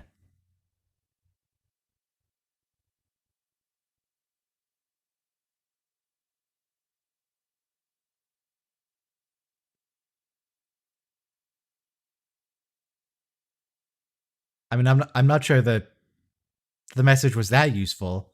They probably would have figured that out from the loss of the listening posts. Also, how did the listening post not detect them? It's a listening post. That's the only thing it's designed to do.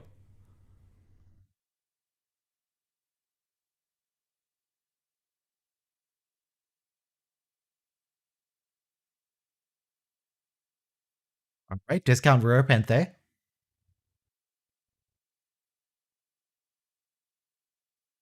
Oh, at least this place has some nice windows so you can look outside. It's a lovely place to be.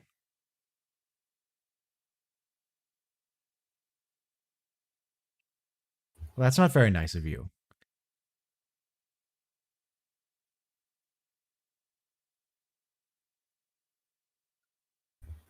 Okay, is that Jem'Hadar actually going to shoot Worf, or is he just going to turn his gun around and hit him in the back of the head with it?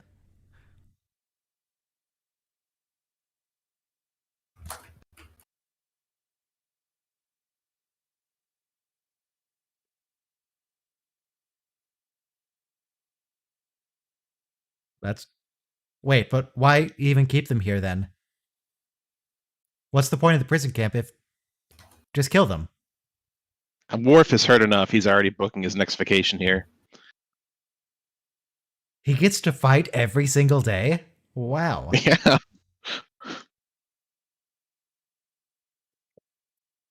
The first rule about Klingon Fight Club is you tell literally everyone about Klingon Fight Club. You write songs about Klingon Fight Club. Yeah, I don't know what the point of the prison camp is. It seems like it would be better if they just execute them. Unless maybe they're trying to get information in the meantime.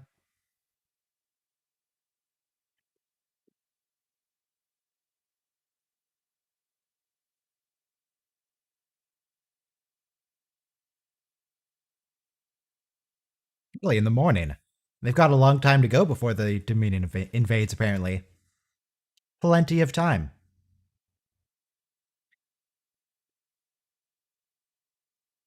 I mean, it was never really safe. It's kind of on the border with a hostile alien empire.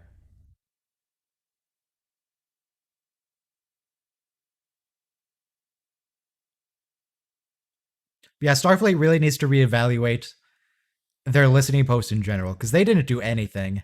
The only thing the listening post did is let you know when it was destroyed.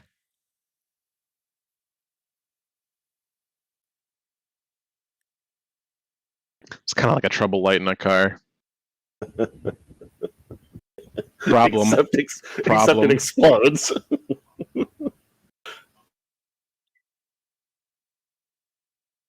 Why are they free to move about the compound? Just kill them. Just shoot them. What's the point of the prison camp? They're not getting any information out of Tane or Garrick or Julian. They're just beating them up occasionally. Maybe the prison camp is just to give the Jem'Hadar something to do when they're not fighting. Studying them, studying their behavior. Entertainment. It's just Jem'Hadar entertainment. That's all it's for. It's Martok for the first time.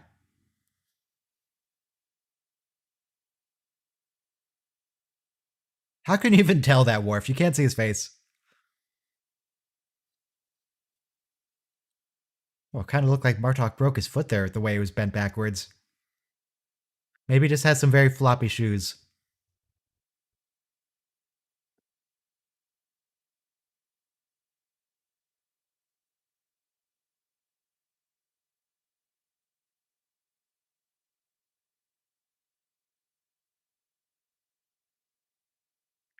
I guess it was nice of them to let Martok keep his own clothing, not put him in a prison uniform. He gets to keep his fancy general armor. Yeah, they're pretty loose and fast with the rules here. There's no hope of escape. And there's no enemies to fight. You're just being beaten by the guards every day.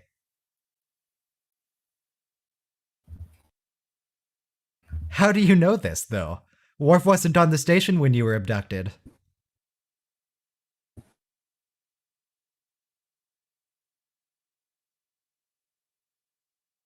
just the assumption that the only Klingon officer in Starfleet would bring the Cardassian still on Deep Space Nine.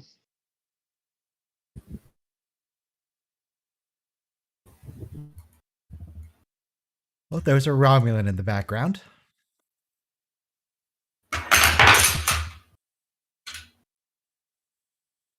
How's the fork? Still clean?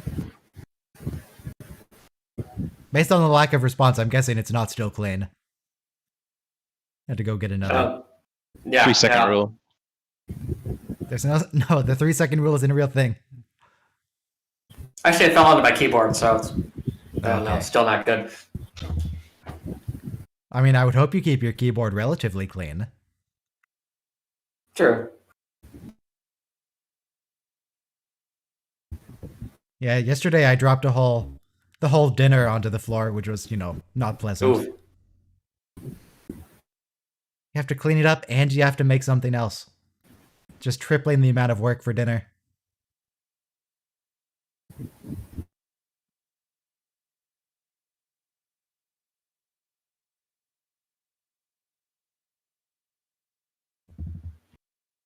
Nice to see you too, Dad. What? Yeah. What do you think Garrett could do here? Do you want him to bring like a medical facility to you? You're about to die anyway. What do you want from him?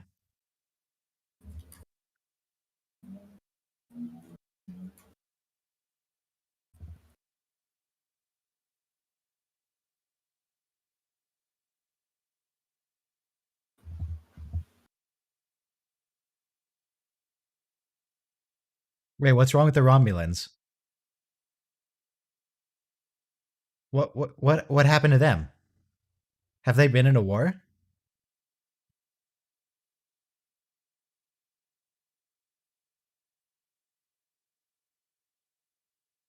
Why are all the Federation ships so far away?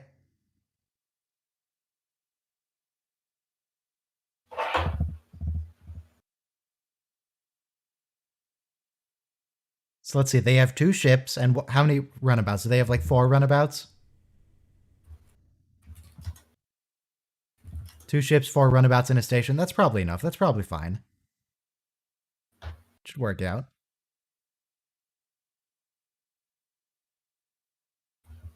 Oh, Professor Khan. No, we met her. That was Lenora Khan. That was the woman that Dax had a relationship with. Yeah, we met her. There's a little bit of continuity going on. Come on, you gotta help me out. I'm dying here.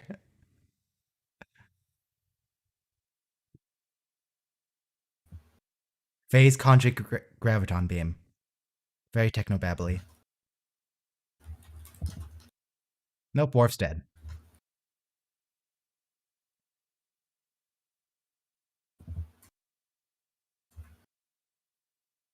And yeah, I'm kind of with Ducat on this, as awful as that sounds.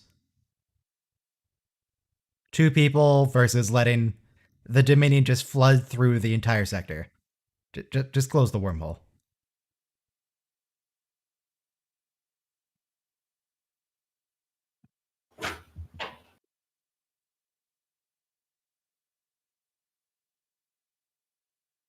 Does that make sense? Can you modify an air Not at all. conditioning unit to send out a signal? Does that work? Thinking about it.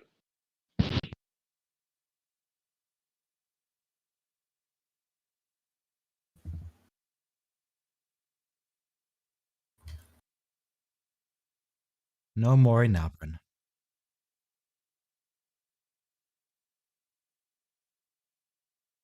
Oh, plot reveal. Who is it gonna be? It's Siddiq al-Tahir al-Fadil Abdurrahman Muhammad Ahmed Abdul Karim al-Makti.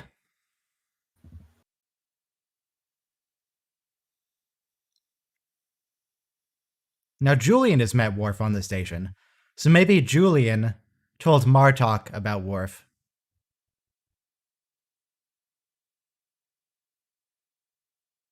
Wait, how do you even know? Julian, how do you know that he's B negative from looking at the blood with your eyes? Genetically engineered eyes. That I don't think that works. I don't think you can do that.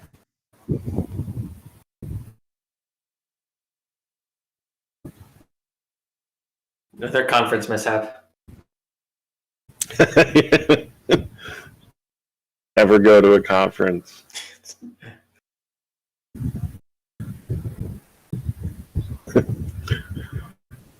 Yeah, Bashir's like, hey, new uniforms. Dominion clearly learned the technique after studying the Romulans. I hope they brought an extra new uniform for Bashir. Mm-hmm. Doesn't want to be left out. Evil smile. What's he planning? What is his new... Oh, yeah, we just confirmed it is Lenara Khan. They just said Lenara. Okay. Diabolical sandwiches. Right, what's on them? See, we need the higher definition to be able to tell what kind of sandwich it is. I can't see. It's too few pixels. It looked very good, though. It looked like it had a lot of Replicate anything, filling.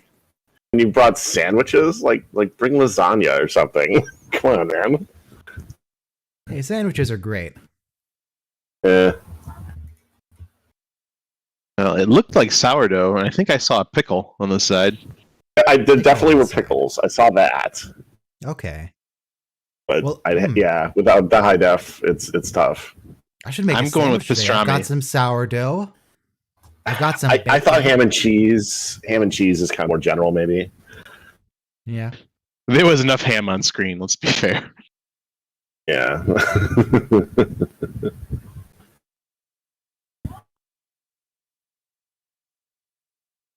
Thanks for listening to my sandwich podcast.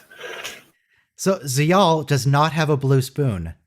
She has a gray spoon. But she's also I half think the Bajoran, blue so I is don't know if makeup. that means anything. I think it's makeup. Like in world, they use it as a decorative thing, right? Right. Like it's Cardassian makeup, the blue on the females. Yeah. Probably. I don't think we locked that down, but didn't we kind of research it a little bit? That was sort of the prevailing theory. I think that Zial is the only Cardassian woman we meet who doesn't have a blue spoon. But she's also something of an outcast. And she's half Bajoran. So maybe that Yeah, gets to rid say of the blue. least. So it's still completely unclear. It could go either way. It could be makeup. You know, on top of the very thick makeup that all the Cardassians wear.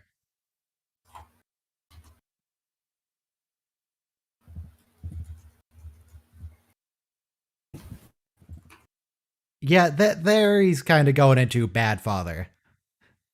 That's not a very good. I don't know if we've had any parenting tips. I think we've had one parenting tip. Number 2: do not tell your children to stay here and die. That's not. It's not very nice. Yeah, I think we could have had more during the Worf thing, but I think the general thing was like just don't be Just Worf. don't be Worf. Yeah. Yeah, makes sense.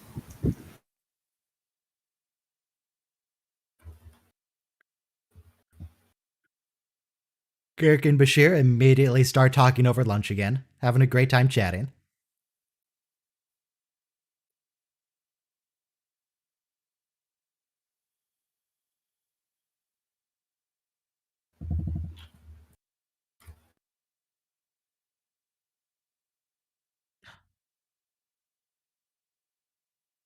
He's dying. So I guess it's been a few days? Because they said he had a few days left.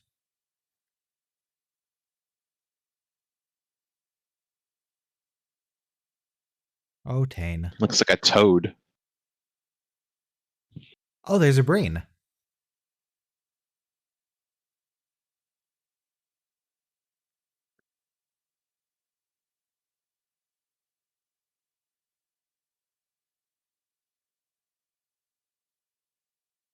There's, Evil a guy though Tane may be, it's not terribly pleasant to watch him just degrade and die.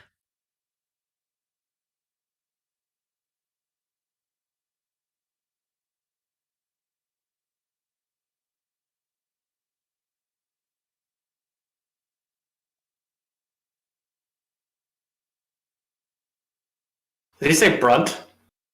No. Like Brunt FCA? No, not Brunt.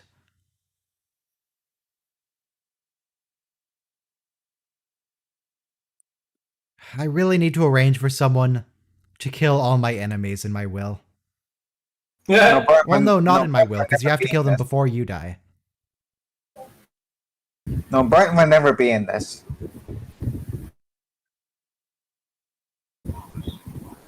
Would there be like money in it, or how does that work? No. It's all about the honor. Oh, okay. It's all about honor.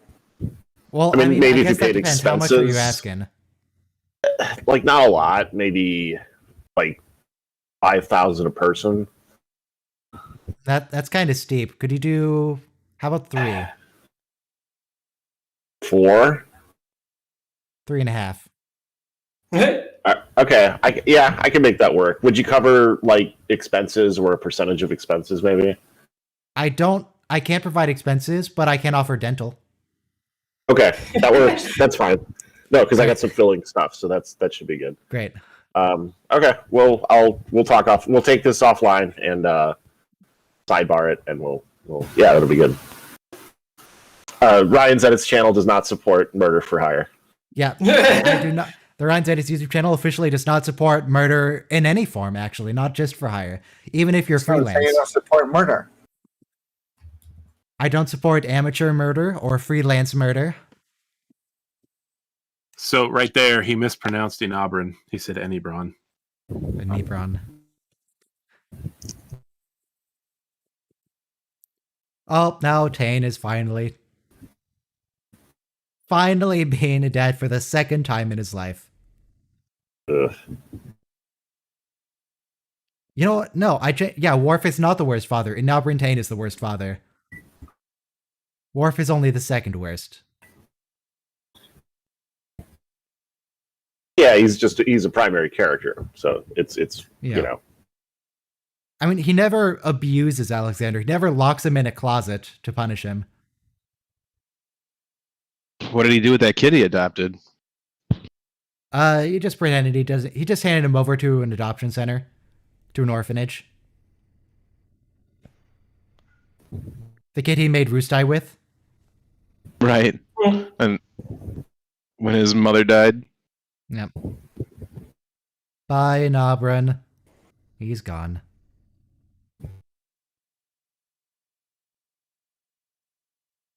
Now, what do they do with the body? Do the guards just leave it there? Do they incinerate it? Do they jettison it into space? Because they're on an asteroid. There's not really... Well, they're on an asteroid, but they're right next to a planet, so it might fall into orbit.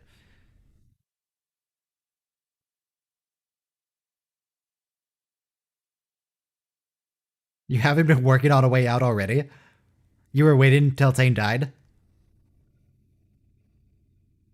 What have they been doing all this time? Yeah, what have they? They've just been chilling. They've been just taking a few days off. Yeah. Yeah, exactly. Yeah. Seriously, what is the point of the listening post? Another one just went dead. It didn't detect anything. It just stopped transmitting.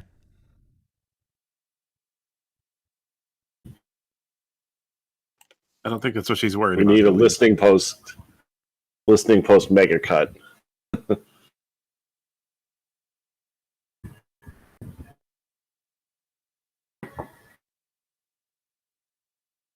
He's dead. My God. Wait, why are the circuits breaking?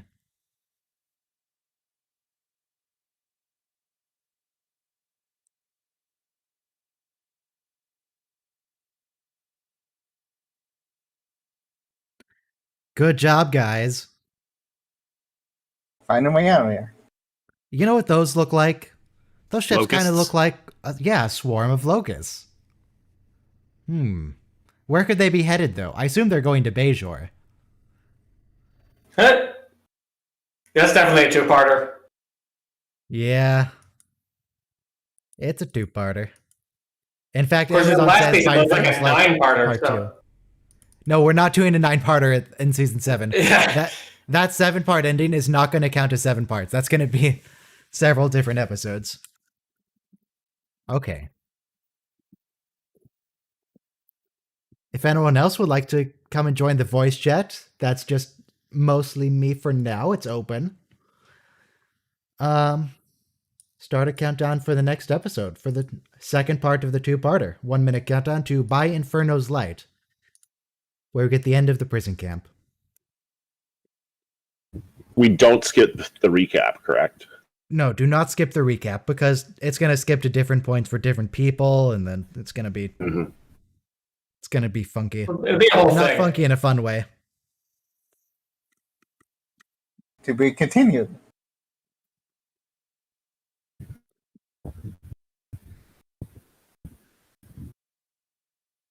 See, I wonder how many. Well, I can check this actually. I have scripts. Search, find in files, listening post. How many listening post mentions do we have? I assume it's only Deep Space Nine. By the way, 10 seconds. Everybody be ready to press play. Press play in 5, 4, 3, 2, 1, play.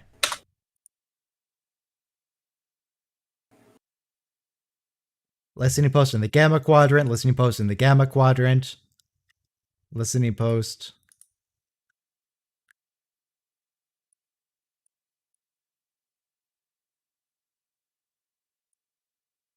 Yeah, there's very, very few listening posts. The only other ones are Commander Shran references that place in Pajem in the monastery as a listening post. T'Pol references that same listening post. Archer references that same listening post. And then there's also from one of the Star Trek movies, there's that bit where they're trying to like sneak into Klingon territory. They have to pass by the Klingon listening post and speak Klingon to them. There's that bit with Uhura.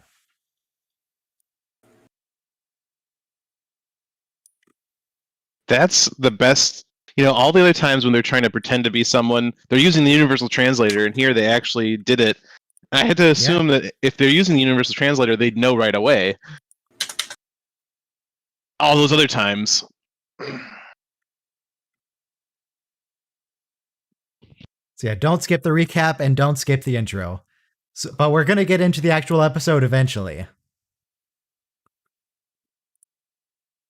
That's a long recap. And now the conclusion. Thank you, Majel. Or Magel. Or Mahel. Gel? I call her Majel. Magel. I think it's Majel. I think it's Majel. Never heard it said out loud, though, so I'm just guessing. But I think it's Majel. It is Majel. I have heard it said out loud because it's in a TOS blooper. Okay. The bloopers that are like 64p? Yeah, they're terrible, but it is one of those bloopers, yes. Okay.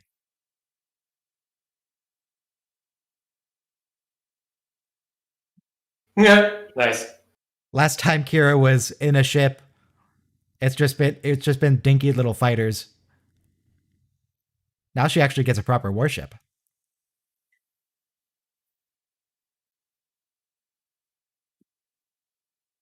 For Cardassia, We Wow, get they we go get there. pull-ins on O'Brien from two different angles there. It's kind of weird.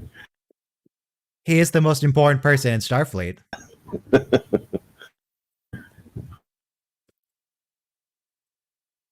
My only concern about that episode where we get the most important person in Starfleet is that they might have been being sarcastic when they shouldn't be.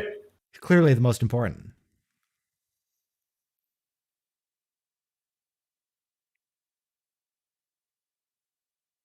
Does Gul Dukat actually have any authority on Cardassia? Or is he just staging a coup? I mean, he'll have authority when he shows up with a massive fleet of starships. Yeah? Because Cardassia doesn't exactly have a fleet anymore. They got kind of wrecked by the Klingons, as the kids would say.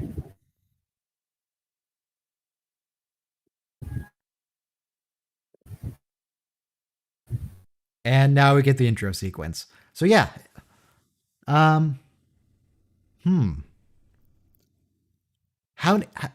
What's the next Star Trek show that's going to be premiering? Is it Discovery? Season 4? Either it's Discovery or Lower Decks. I'm not sure which. Picard is until next year. Did they say when Strange New Worlds is happening? That's a new Oh yeah, series. they haven't said that either. Yeah, Picard season 2 is happening, and it has Q in it, apparently. Mm-hmm. Yeah, it's really just Strange New Worlds I'm waiting for. I mean, I like the others, but Strange New Worlds is definitely the most exciting of the upcoming shows. That's gonna be pretty cool, yeah. Oh yeah, the Orville season. What's the next one? Season 4? Orville? Or is it 3? Oh yeah. 3 I think has been out on Hulu. So it would be 4. So season 4 is next. Okay. Yeah, I forgot about that. When is the Orville happening? The Orville season 4.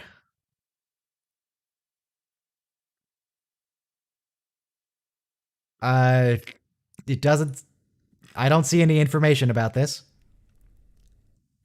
Oh wait, no, it is season 3 is next. Oh. Okay. Oh, Not out yet. It's in production as of March of this year. Oh really? So they Okay. just started. I thought that's been on No, a long time ago. sorry. I mean, Sorry everyone. How dare you?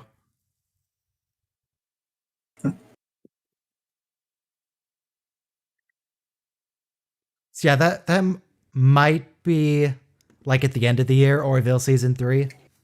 Yeah. Now it's been so long I don't even remember where they left off. What happened in season 2? I remember there was the war with the robot people. Oh yeah. They had to write out and then bring back his girlfriend. Oh yeah, that whole thing. Yeah. Whose girlfriend? The first officer lady? No, his real life girlfriend. Yeah, his real life girlfriend is that actress who plays that Oh. alien who's like super strong.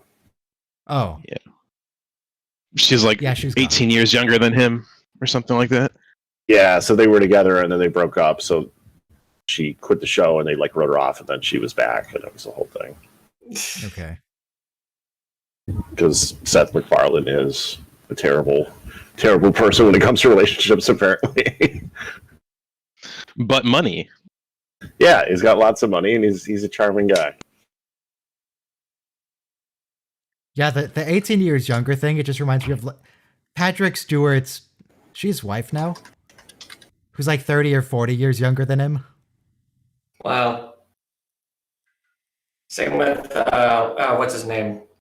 Ian Malcolm. I can never remember the actual actor's name. Bilbo? No.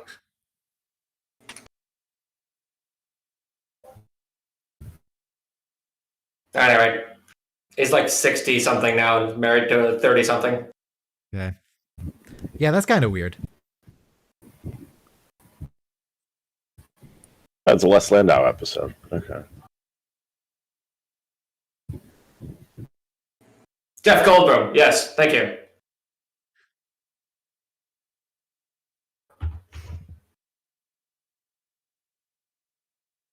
Wow, they're Dominion citizens now. They get to... What do they get for that? Do they get anything? I assume right now nothing changes on Cardassia, and then slowly but surely they're going to get more and more oppressed.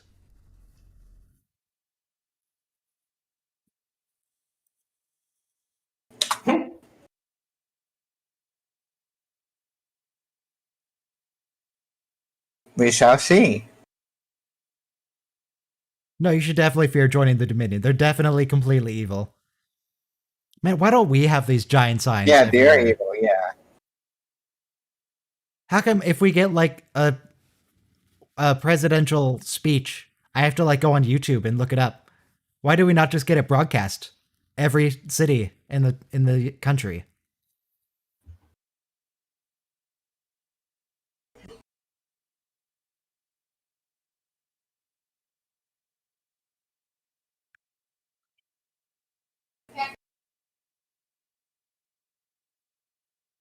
Well, that's not very nice of you. So yeah, right now the Dominion is actively helpful. They have all these enemies of the state they need to get rid of, and the Dominion will absolutely get rid of those enemies of the state for them. Easy. Plenty of ships, plenty of Jem'Hadar, just go wipe them out.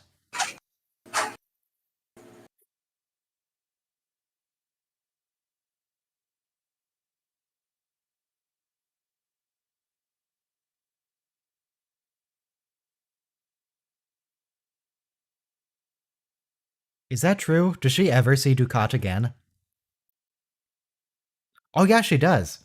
She sees him when he has that cult, and she doesn't kill him.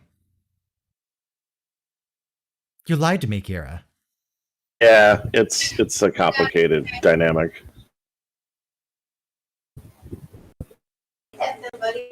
Okay.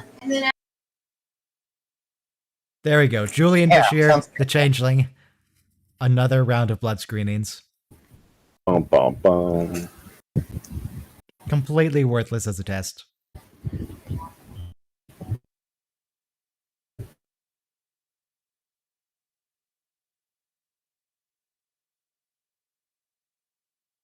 Okay, so Bashir murdered that engineer.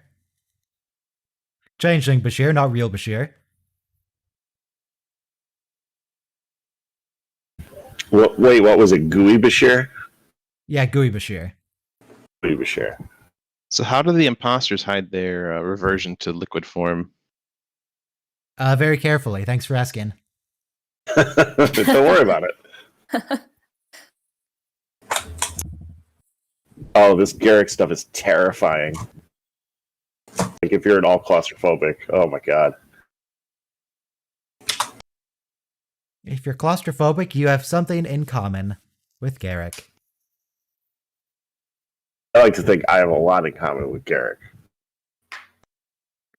Ideally, I probably don't want to have much in common with Garrick because he tortures and murders people. Yeah. And he lies constantly about literally everything. I do like clothing. I'll go that far. Okay. Yeah, I don't actually have that in common with Garrick either, because I just have one outfit and 7 copies of it. Because it's easy. There's nothing wrong with that. You find a style that works for you, man. You know, just stick with it.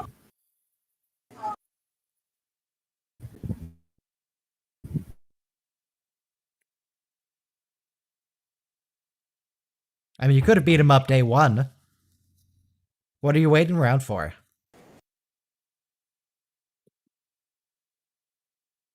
Bring Elmer. Oh, yeah. Why didn't you find him?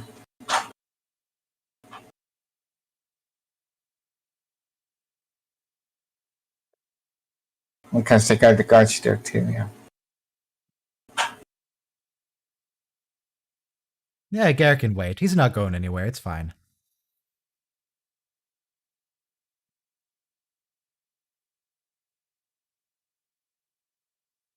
Everybody just look casual.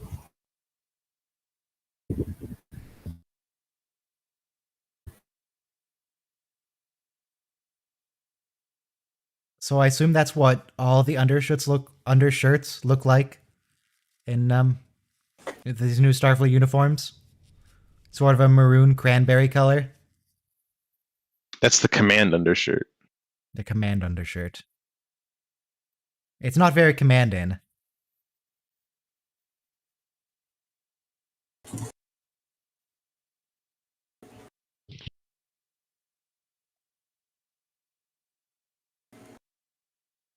Well, that at least explains why they're keeping the Klingons, but why don't they just kill everyone else who's not really that useful? Moral support? They're there to bandage up the Klingons, maybe, so they can keep beating them up. Who knows? Yeah, they keep them fighting. I mean, that's a shitty answer, but it's an answer. Come on, Worf, you can take him. I have to imagine, though, Jem'Hadar, if you punched him, that would be really painful for you. Because they're all scaly and they have, like, points. It's like punching a pile of seashells.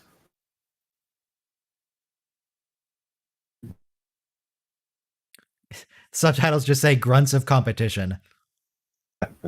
If you say so, Amazon.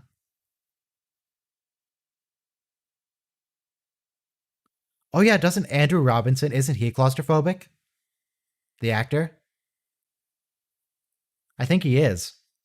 Apparently he's extremely claustrophobic, and even working under the prosthetics and makeup was a difficult transition for him. Yeah, we just brought that into so the this was a little method with this here.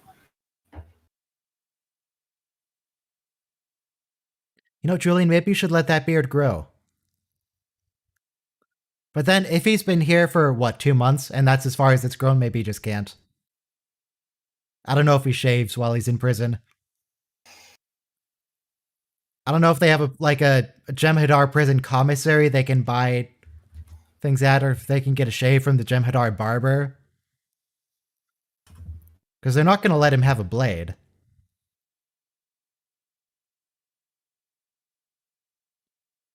If you have to shave in a prison, do you have to just pluck out each individual beard hair?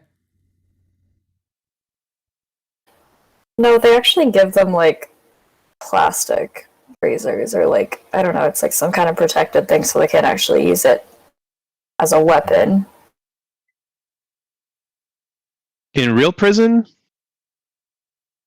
Yeah. They give you disposable razors as far as I know, and then that's one of the ways they make prison shanks is to take a toothbrush and take the disposable razor blade and melt it with a lighter and stick the blade in the end. Brian Zenitz does not support the making of shanks. You don't speak for me. But no, I do not support the making of shanks. Okay, sorry. I don't even own a shank. I have a lot of knives, but, like kitchen knives and a pocket knife.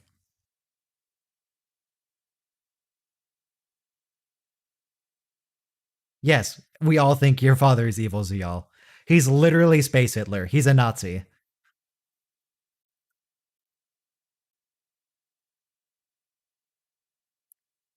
And Dukat does a lot of stuff.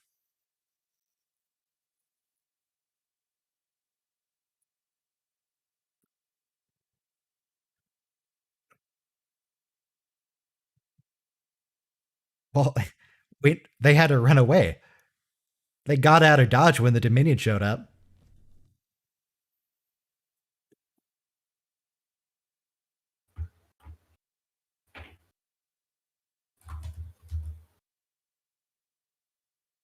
How lovely.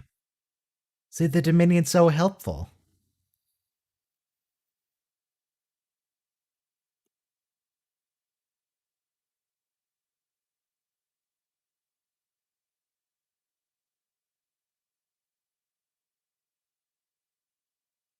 Okay.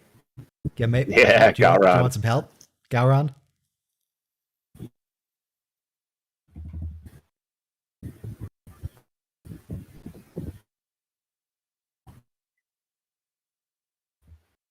Did Ben call Starfleet before this?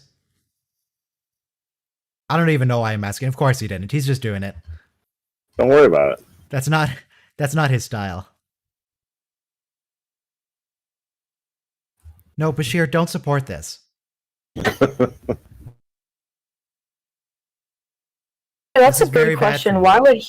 Why would he be, like, we know that he's a changeling. Why would he be, is he really trying to stay that in character? You can't give him any clues. But he doesn't have to say anything. Like, even if he doesn't really have an opportunity to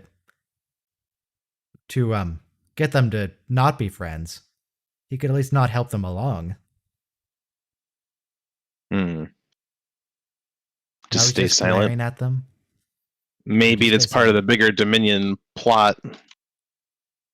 Maybe. I was thinking like he could try and assassinate Gowron, but then he's just gonna get shot and revealed to be a changeling. Yeah, like what's his ultimate goal here? Well, his goal in this episode, at least, is to blow up the station. Right, but like ultimately, is that his base purpose, or is it changing? Maybe I don't know. Maybe he thinks the Klingons will drag the Federation into a war with the Dominion. That's interesting. Klingons being Klingons. Maybe. Okay, so right now that Gowron is on the station and his fleet is here. Maybe he's thinking if he blows up the star and murders the Chancellor, that creates a power vacuum in the Empire. Yeah, Maybe it all works out.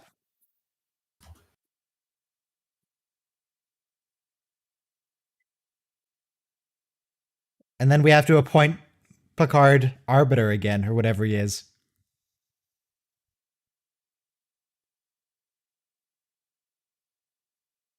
Wait, Worf.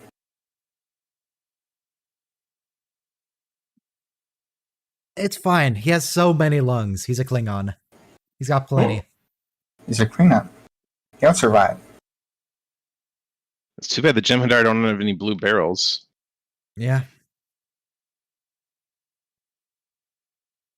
Wait a minute. Dominion disruptors, or whatever their weapons are technically, those are blue.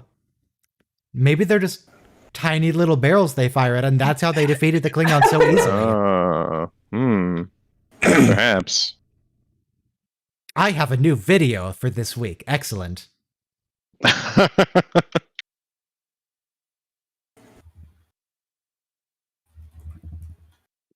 Now, did Andrew Robinson write this?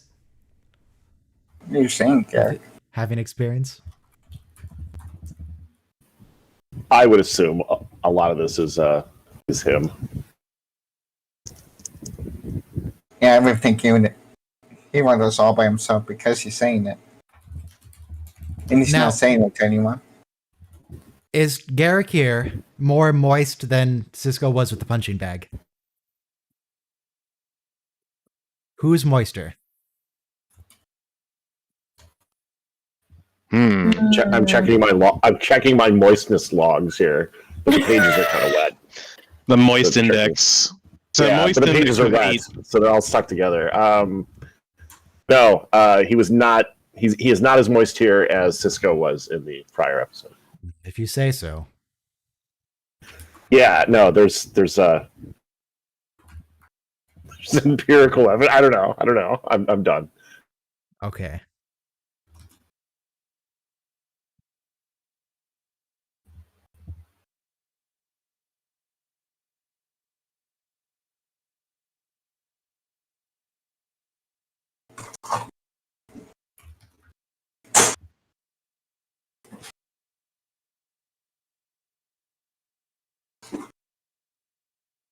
Go in and get him. Is he like tangled on a wire? What's going on here? Ooh, there's a vent. What if they go up the vent? What's over there? I guess it probably just leads to another room. It's like the back room at a Radio Shack in the 90s.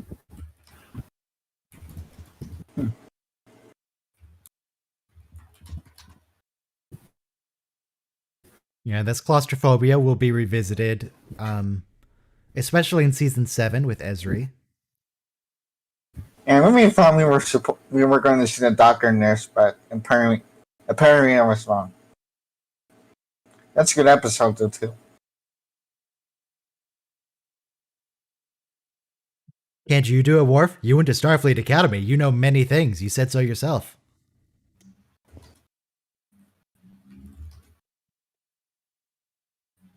Nope, no one knows how.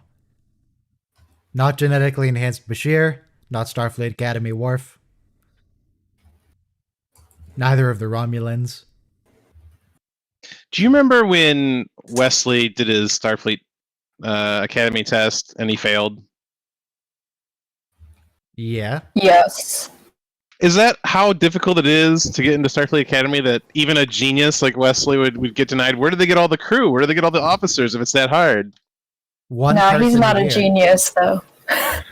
Yeah, he sucks. In universe, he's a genius. Yeah, but he's really bad at certain things too, right? He's And the bad with Mozart of people. physics.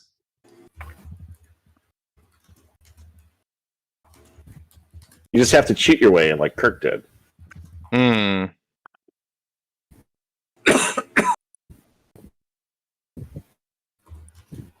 But then Nog gets in just because Cisco says so. Right. There's a discrepancy there. Starfleet violating canon? How Probably dare- because they were like, ooh, we want a Ferengi. That's very diverse. And then Wesley was like, nah, it's just another skinny white boy. We don't need him. Oh. Should say it was like an affirmative action thing. Nog got in on merits. He was very good at what he did. It was the bribe. Yeah.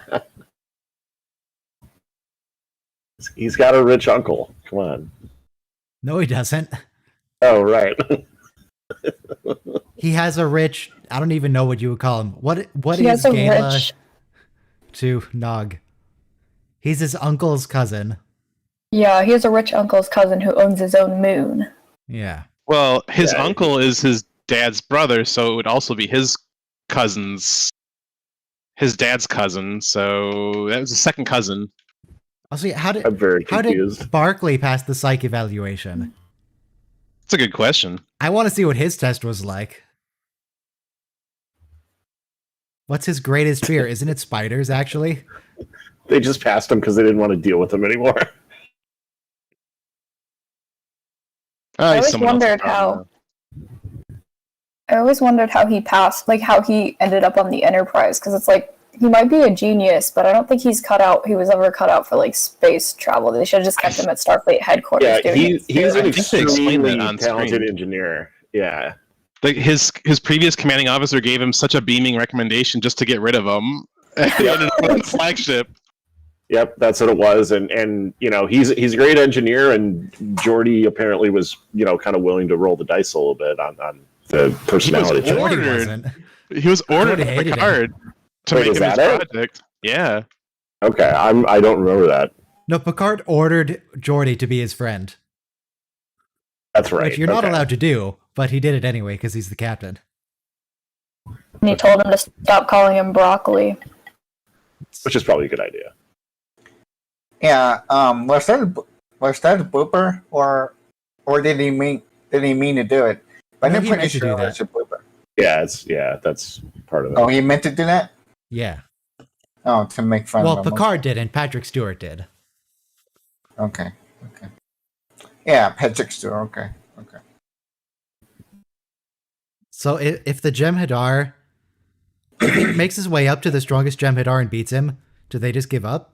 Does he win? Does he get to leave? What? It's like What do they Chronicles of do? Riddick. He becomes leader of the Jem'Hadar. Oh, okay. Does he get a prize? Does he get a carnival ticket? Oh, He that's gets a very horde of considerate loyal the captain. Jem'Hadar.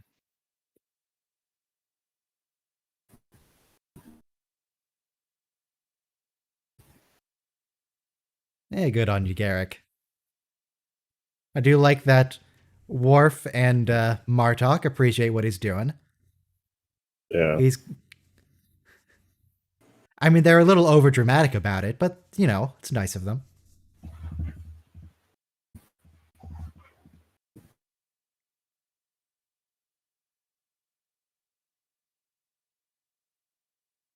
Yeah, I guess that Klingon fleet is just hanging out, so Bashir just wants to kill him.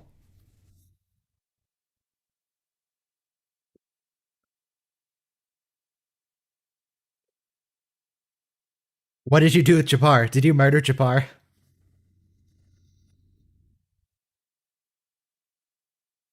Murder? Chapar? Yeah, the Klingon engineer. How dare you? Bashir just said, you just missed him. I'll I tell you, would say they're Bashir. safe on Bajor.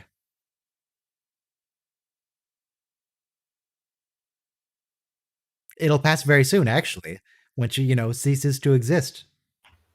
Hmm.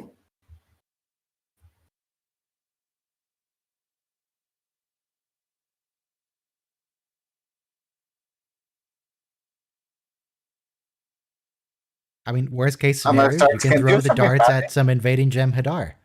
It can be your weapon. Gotta hit him in the tube on their neck. Yeah. Catch yourself white Asparagus with tube. yamek sauce.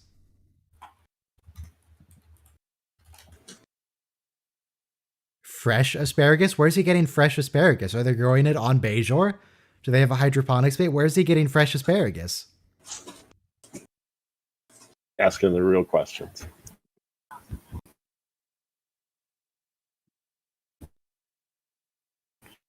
Maybe it was transported to DS9 in the stasis field. Maybe. A weird thing to Who bring would go up. to that much trouble for asparagus? It's not that good.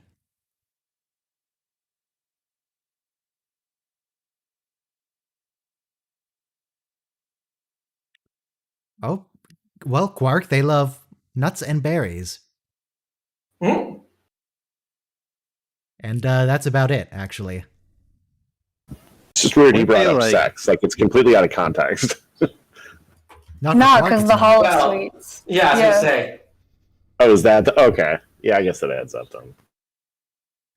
May I remind you of Vulcan Love Slave parts 1 through 12? Oh my god. But no, sex doesn't exist in the Star Trek universe. It doesn't fit with Gene Roddenberry's vision of the future. It's not a real thing. Vulcan Love Except Slave for the Part sex 2, The planet. Revenge. Yeah, other than all the sex planets that Gene Roddenberry himself made up. Ignore those. Sex doesn't exist in Star Trek. It's not a thing. Gene Roddenberry was sex crazed. He wanted the character of Deanna Troi to have 3 breasts. I mean, you say mean- they, but I think we can just say Gene.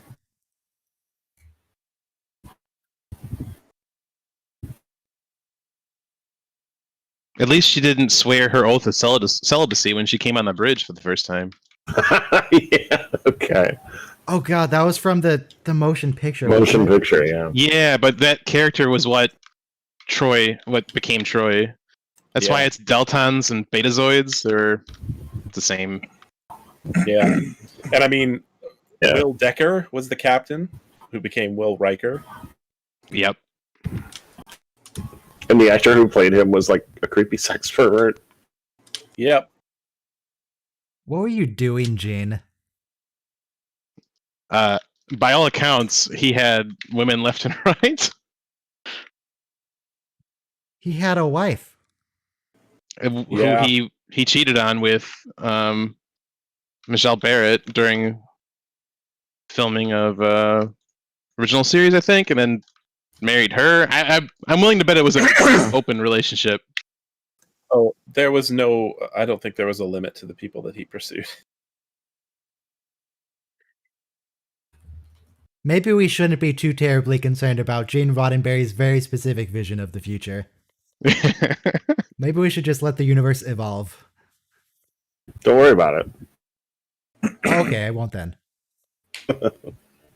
That conversation's Yeah, don't over. worry It's done. about it, We're Ryan. not worrying about it.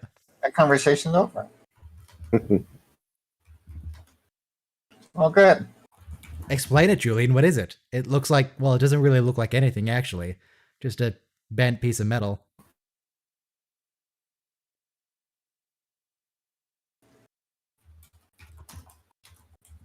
All right, everybody has a gun. That's good. They're armed. Except Major Kira. She doesn't have a gun. I don't know about Bajorans, but I think they should. They still should have a gun. I mean, it's everybody. Oh, wait, I can't read the shuttle. I can't read the runabout name. It's in the darkness. It's the Yukon. Yukon. Rio Grande. Okay, so they didn't take the Rio Grande to Cardassia.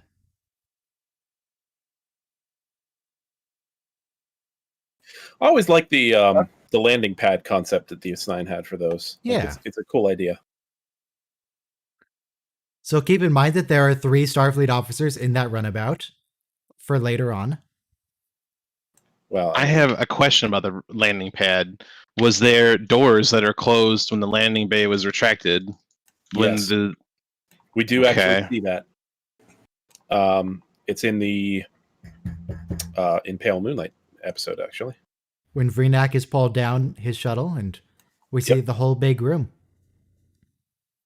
I just wouldn't trust, like, if it was a force field, I wouldn't trust a Cardassian force field and be like walking around inside of there.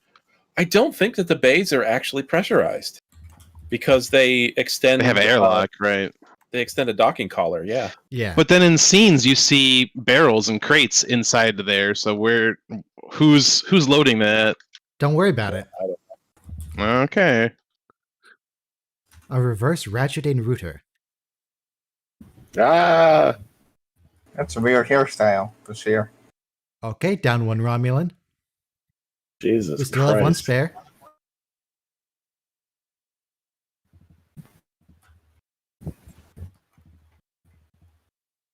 Well, we've seen a sealing stem bolt on screen before, so On Picard's desk, or no, William Riker's desk.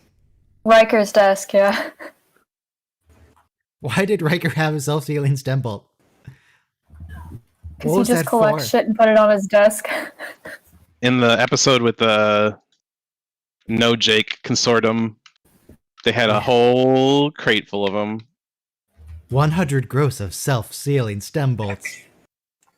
Riker also had that prop of the superconducting magnet that Wesley was delivering in that one episode where he gets his first girlfriend.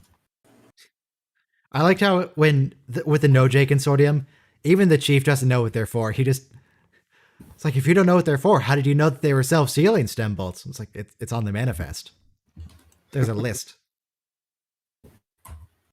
Nobody knows what to use them for, but they're self-sealing, so. Except that one guy on Bajor.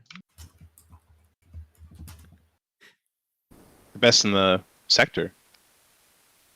Best stem bolts in the sector. And they're self-sealing. The best kind.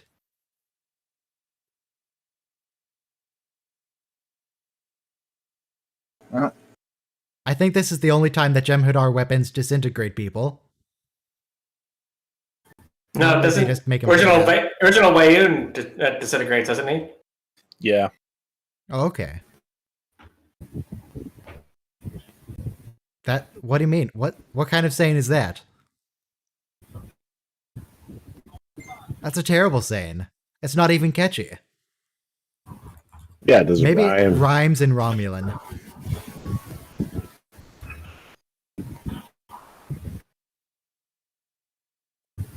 Everything rhymes in Romulan if we're following Picard's version of Romulan.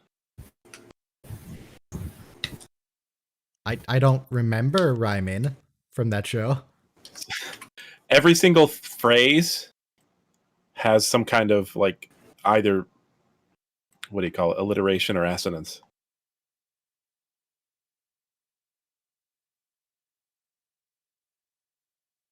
Come on, beat him up. Knock him out.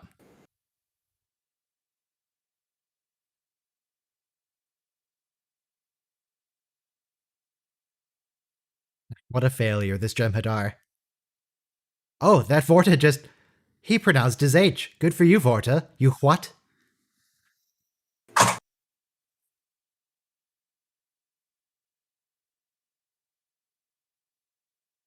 Where else have we seen this actor?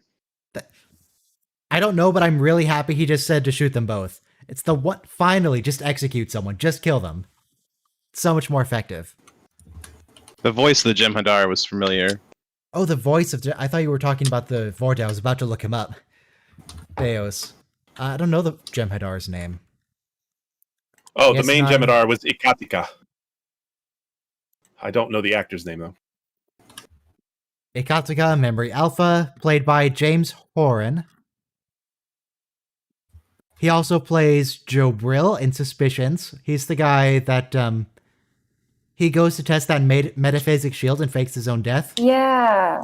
Yeah, that's it. He's also the snarky security officer in the episode with the Borg descent. Most importantly, I think he's the future character from Enterprise, Future Man. He talks to the guy in Suliban.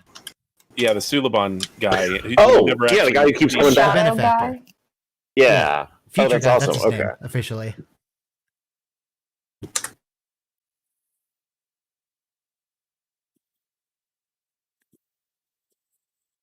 I think they said that if the series had continued, that Future guy would have ended up being Archer. Just Future Archer. Oh boy. It deserved 7 seasons. I was really sad about that. It was just picking up. Would he be leaping from time period to time period, trying to set right what once went wrong? I think they said it also. They hadn't decided it was either going to be Future Archer or a Romulan. With very different intentions, depending on which one they went with. I'm just sad we didn't get more Shran. Yeah. Yeah. We could If have had they'd gone Shran every single episode in season 5, but no. Oh, that would have been amazing. Yes. If they'd gone with Future Jeffrey Archer, it Combs. would have been very reminiscent of Babylon 5. Oh yeah, would have. We would never steal ideas from Babylon 5. Never.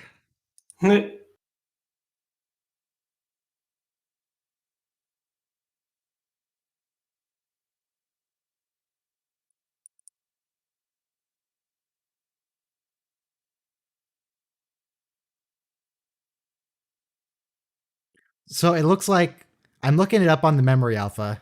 Things are happening on the show, but whatever. It's nothing dramatic. Don't worry about it. Originally, they said they never had plans for Future Guy. They were just making it up. Then later on, they said he was probably going to be a Romulan.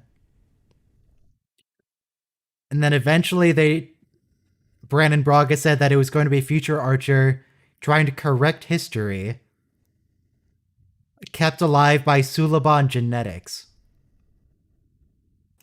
Okay. Can we just talk about how a bomb would make the sun go nova? Because, I mean, how does that work? Doesn't the sun go nova when it's like starts producing like iron or like really heavy elements and then it explodes? That's sort of how a supernova happens. Yeah. Yeah, Yeah. That bomb is a plot point ripped straight from Generations. It's a previous. The trilithium bomb is a device created so that they could blow up stars. I was thinking red matter, but that makes a black hole, not a nova. Yeah. So it's never explained. Like it's just like, oh yeah, if you detonate a trilithium bomb inside of a star, it'll explode. And then that's it. Wow.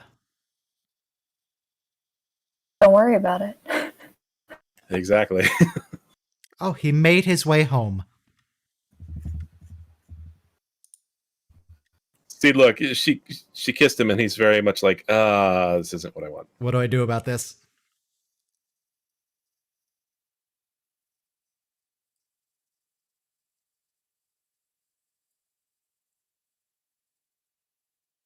Four weeks, exactly.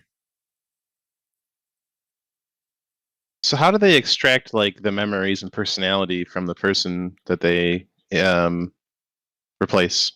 Yes. Well, so the implication is that he was on the station for a long time already as another changeling, or as another individual, rather. So he may have just been observing, because like he could just turn into the wall whenever he wanted to. So he could literally like stick on the wall around Bashir. Oh, Romulans. Oh, right, because they're around the station because they were going to join the battle. Yep. And then it just didn't happen. The fish skeleton. I still right can't get over underneath how the railings, where the middle parts where it connects to the separate railings, they're just docking pylons that are small. It's the same model. I bet you they used the mold from the studio model to make them. Yeah. Also, if you notice, like, when Bartok is standing there, it's like basically not like the railing would not prevent him or Gowron or Cisco from falling over because it's at his like So mid they're not OSHA approved railings. Yeah, Well, the they are railings are super Cardassian. low.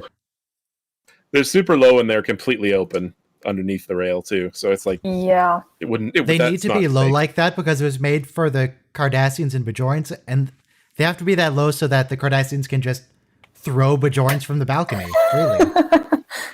Impromptu executions. Yeah.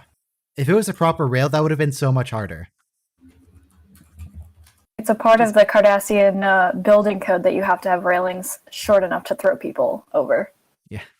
At least Everything they has have to be just railings a and all little the bit Galactic dangerous. Empire just had people stand right next to bottomless pits.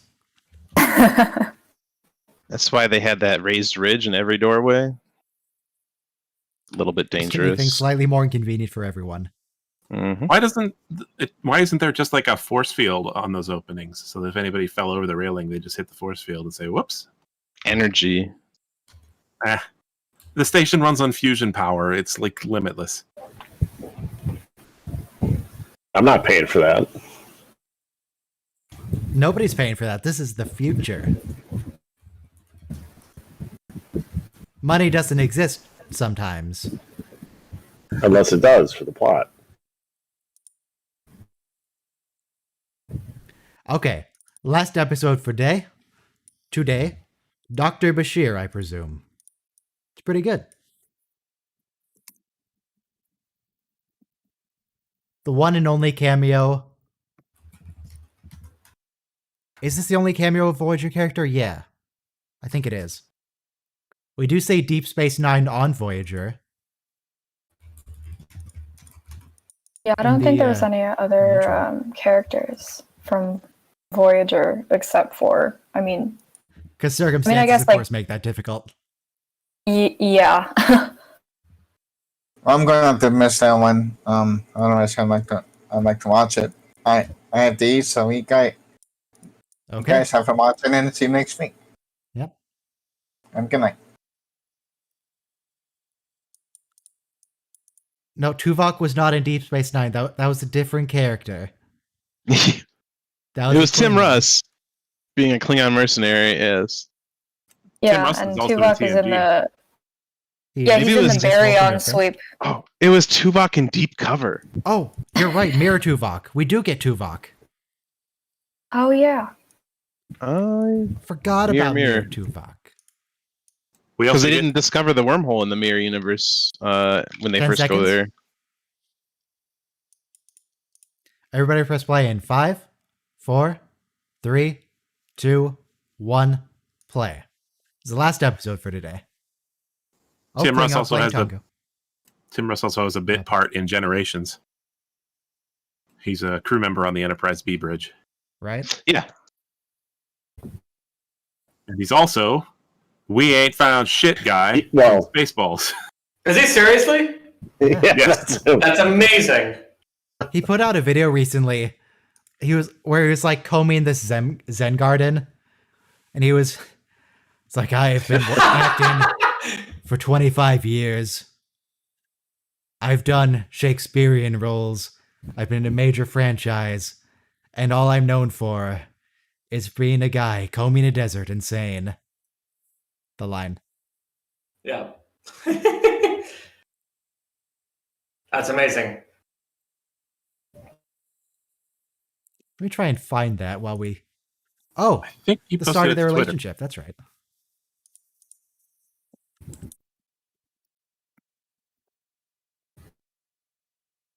All right, I found it. We'll play it during the title sequence on the stream.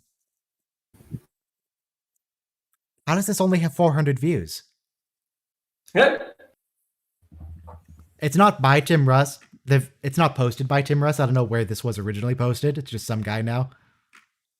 I think he posted it on Twitter originally. Okay.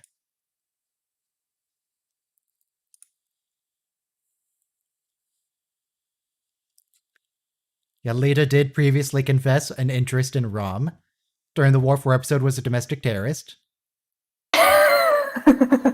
Yeah. A 3-pronged fork? What trickery is this? Can't have 3 prongs. It's illegal.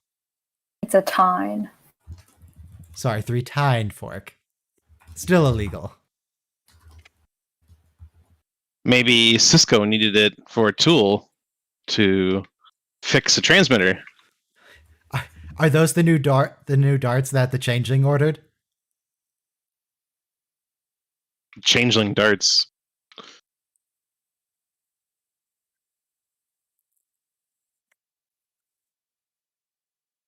Listening into their conversation.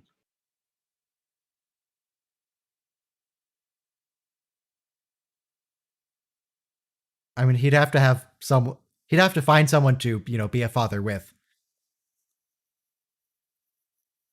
Well, thank you for the title drop, Lewis. He found time to be a father with Nana Visitor. Yeah, true. All right, let's put this video on the stream, and I accidentally paused Star Trek, so now I have to resync myself. It's fine, keep going. And I'm almost resynced, and now I'm in sync again. Okay. Allow desktop audio. Don't blur the screen. Press play. I've been acting for 35 years. 135 credits on IMDb. I was in a long-running series. You might remember it. Star Trek. But all I'm known for is combing the desert and saying, we ain't found shit. Oh, Tim. Now I don't know how loud that went through on YouTube, but I'll just post it in the chat in case people want to watch it on their own if they couldn't hear it. Credits are still going. They're pretty long. Don't forget the blur. Oh yeah. This is where we are in the credits, by the way.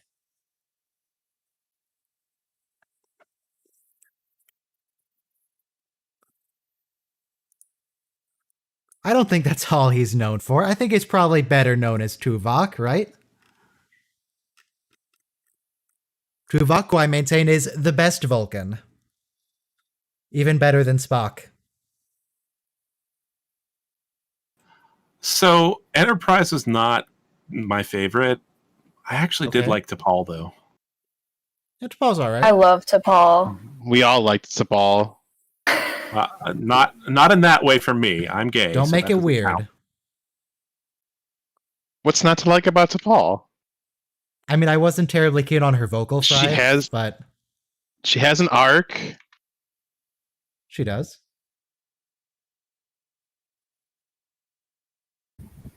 I also really liked Saval. He also had an arc.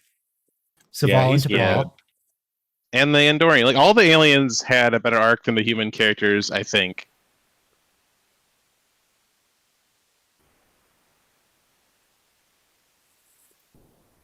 Oh, yeah. No, don't worry, Lewis. It works great long term. It's fine. Yes, we are. Replace the doctors. We don't need them.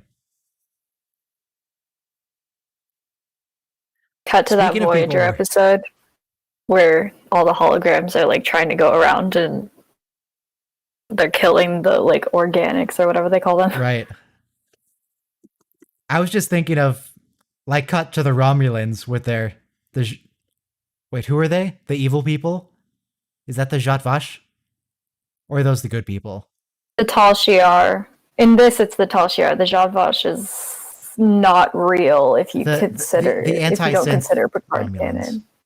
No, don't be. Oh yeah, that's the Zhat. Yeah, that's canon. the Zhat Vash.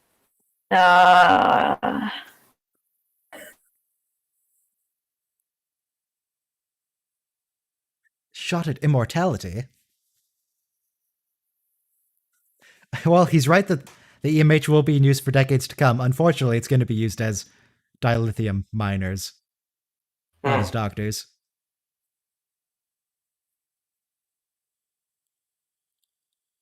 Can we verify his information before we give him access to the full computer?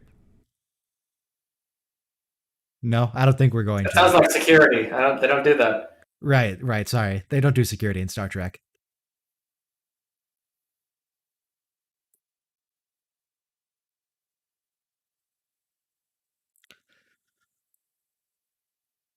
Why doesn't Bashir want to be immortal? He looks so unhappy about this.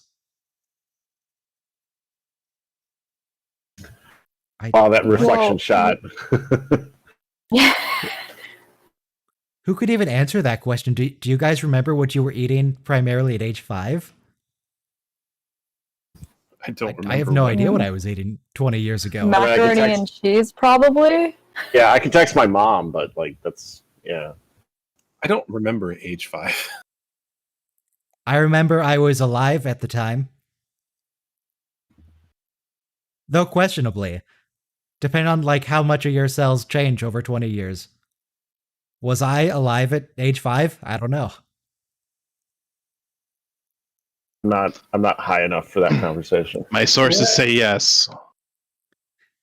Do you fully ship of Theseus with your own cells? If all the cells in your body have been replaced, Morn. But then I think I read that your brain cells don't swap out like that. I just had a conversation like this in my philosophy class the other day, and it just went off the rails. Well, what's the correct answer then? Are you alive or weren't you? Don't worry about it. Well, there must be a strictly correct answer.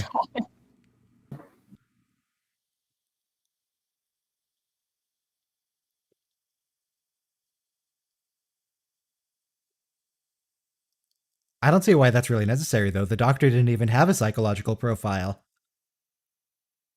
I guess because he's supposed to be long-term. The doctor bit is good. Yes.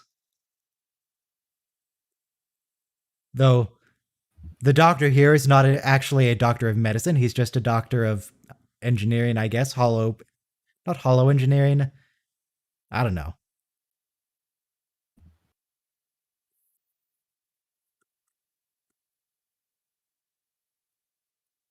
Who's the actor that plays Bashir? That's Alexander Siddiq. Yep, Alexander. He must be the one with the horse, Bucephalus. That's the Alexander we're talking about.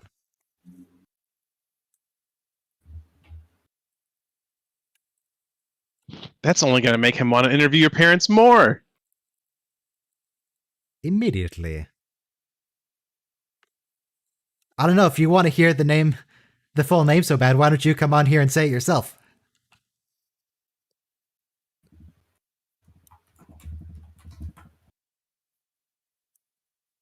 Yeah, it sure looks like him.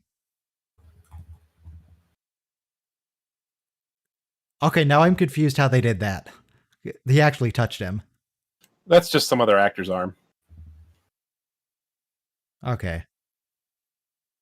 That's why it's so close in, because the guy was down below the frame, and he just lifted his hand up and did that.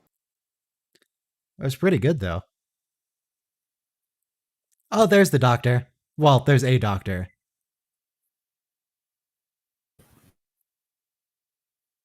Anyone else in the mood for Doublemint gum? Thanks.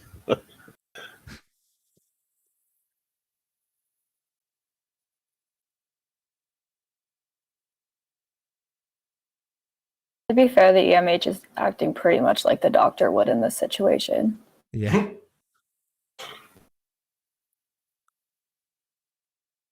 Oh, geez. Archaic. What do you mean you're going to discuss this at another time? I thought you didn't even treat them like people. I thought they were just programs. Well, he does my treat them like favorite. people when we see him later on in Voyager. I guess. Yeah. No, one of my favorite Voyager episodes is Message in a Bottle, where he goes to that ship and there's When he goes to the meet Andy new Dick? like Yeah, Andy Dick. It does have one of my favorite lines from the series, which is, it's like, stop breathing down my neck. My breathing's only a simulation. So is my neck. Stop it anyway. Now, I'm no actor, but...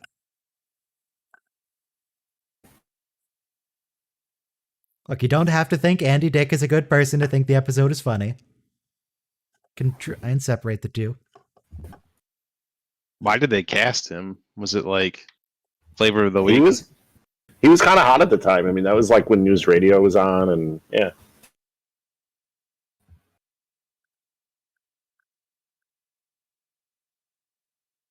Morn. Oh, Morn. You don't even like the Dr. Bashir?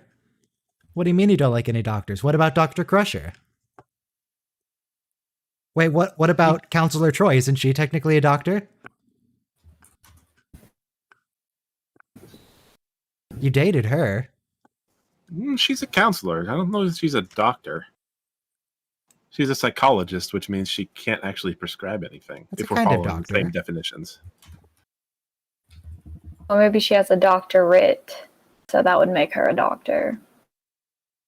Are It's never therapists referenced. doctors? No, not necessarily. Depends. Yeah.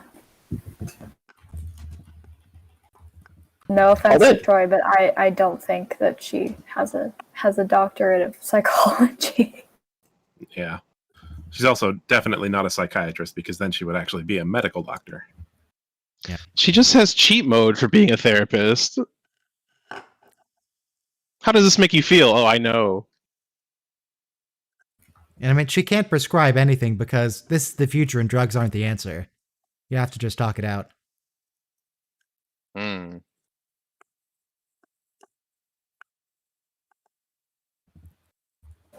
Rom, This if is you such could an stop oddly touching shot your ears. episode. Like, we get this long pull-in shot here. We had all the direct-to-camera stuff in the last scene. Like, this is a very odd episode in terms of, like, shooting strategies.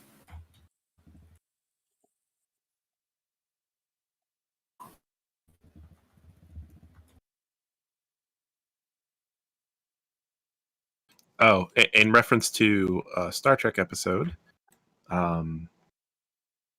and also in reference to current events that are particularly unfortunate,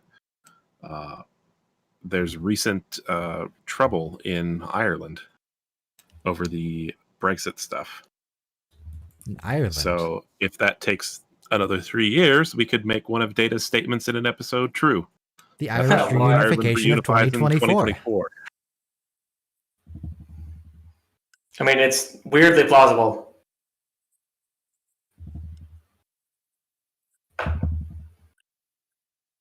But yeah, there's some fighting over the fact that the Brexit stuff may make it necessary to have border controls between Northern Ireland and the Republic of Ireland, which is something that was ultimately abolished at one point. But because of the Brexit stuff, it may make it necessary to have. Why do that they again. gotta go and make everything so complicated with that? It's just dumb. The UK should never have left the EU. Yeah. But the fly in the Brexit ointment the entire time. Are you bringing politics into Star Trek? Star Trek's not a political show. They should stick to what they know, starships and space battles.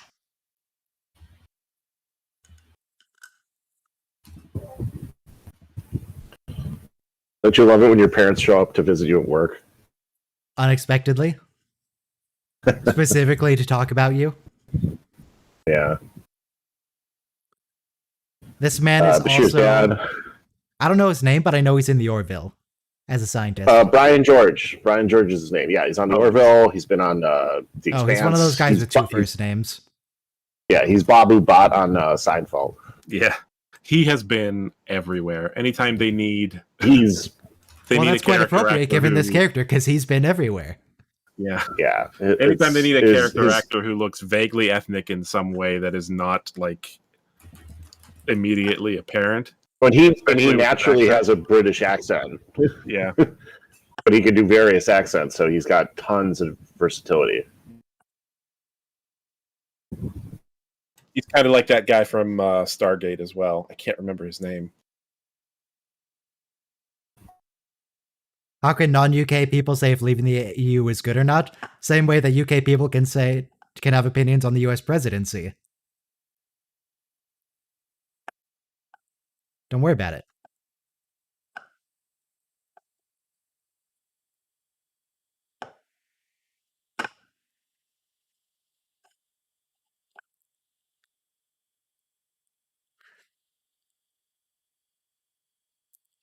So, did you say his name is Brian George? What's his name again? Yeah, Brian George. It's Brian George. Which I assume is different than Ryan George, the guy who makes skits on YouTube. It's a different Correct. person. Not the same no person. relation. They spell and pronounce their names differently. I see. So the other guy that I was thinking of is Eric Avari, who also Yes, played a Vedic on Deep Space Nine. The timer is going up because that's the timestamp for the episode. We're 17 minutes 48 seconds into the episode. How did they get there so fast? It takes 3 weeks to go from Earth to Deep Space Nine. Don't worry about it. They were nearby. They were visiting. They were on Bajor. So I think that Joseph is asking, why is the timer going up? Because Netflix by default only shows the time remaining in the episode. Netflix, why you got to do that?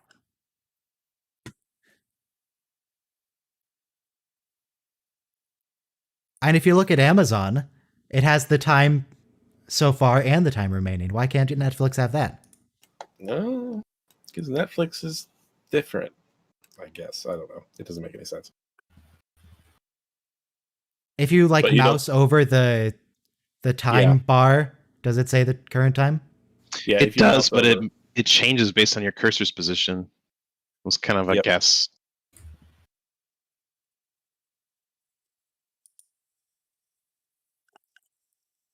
What do you Oh, I know what you're delivering.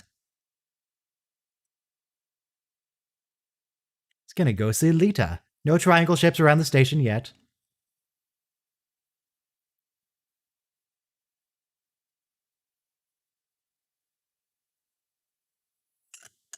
Do you wanna... Okay, she is gonna go get dressed. Okay.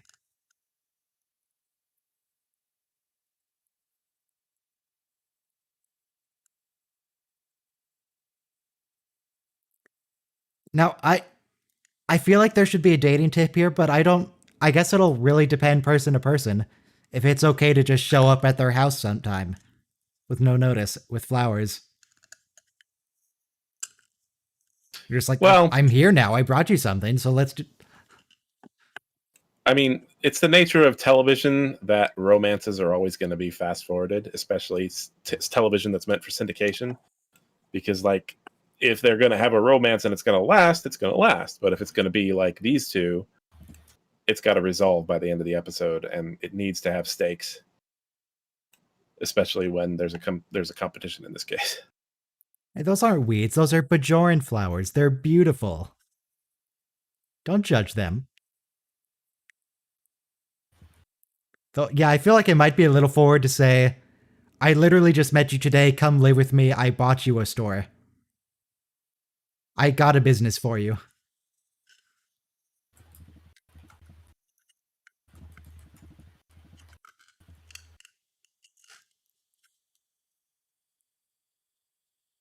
Yeah, you just... What are we on? Dating tip 31, don't move in with someone after the first date. Get to know them a little bit more first.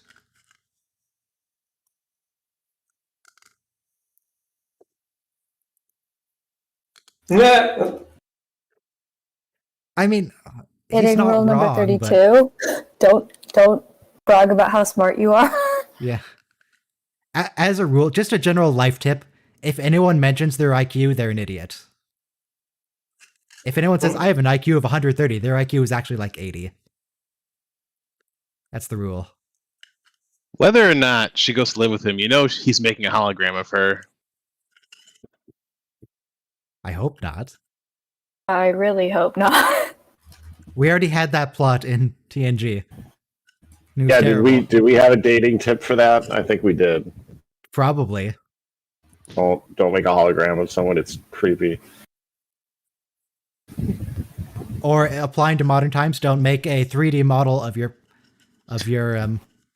person you're interested in. In Voyager, we see him living with a hologram.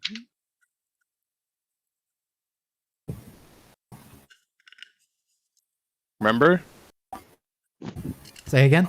Yeah. In Voyager, he's living with a holographic lady. Yes. Though I'm not sure if she's actually alive. I think his fake family there might have actually been fake, like not actually sentient holograms. No. I'm saying Dr. Zimmerman. When they show when the right. doctor goes to help him, he's Right. living, he's got a fly, an iguana, and the woman there is a And the woman. hologram. Actually, was that the same woman from old Jake's episode? No. No, that's a different person. Yeah. It's like living in a drafting studio. I mean, Julie, Also- what, you don't need to judge him so hard for having a bunch of different careers. It's not like he gets paid anyway. It's all Early for what on- he wants to do. Yeah.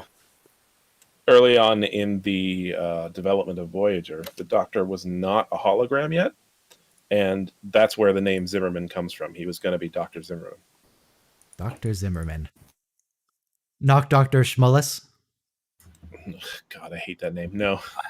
Does anyone else remember Star Trek Voyager print magazine? Yes, I remember it. I think Or am I I just- was getting it when the show was on TV. Yeah. It actually consistently referred to the Doctor as Doc Zimmerman. Okay.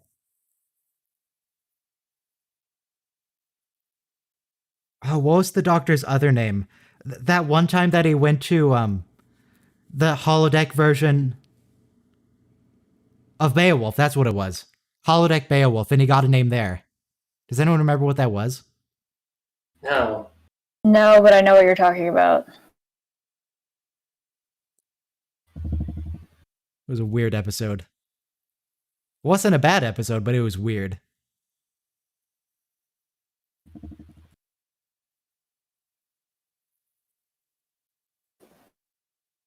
Schweitzer, Dr. Schweitzer, that was his Dr. name. Schweitzer. That. Okay. Dr. Schweitzer, Dr. Schmullis.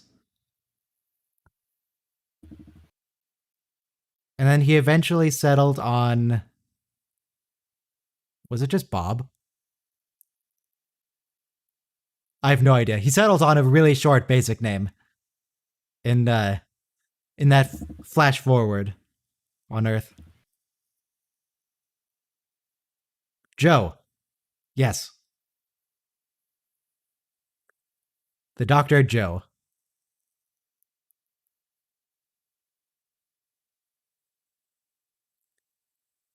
I'm pretty sure we've already had dating tip, just talk to her. But in this case, Rom, just talk to her. Just tell her. You don't even have to offer to move in with her.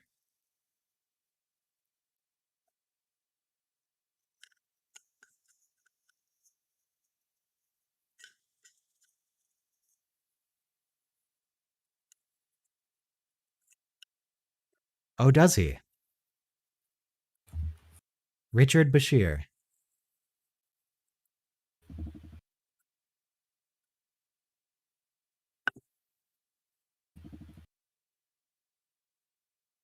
There's a little bit of extra overhead lighting on the Doctor.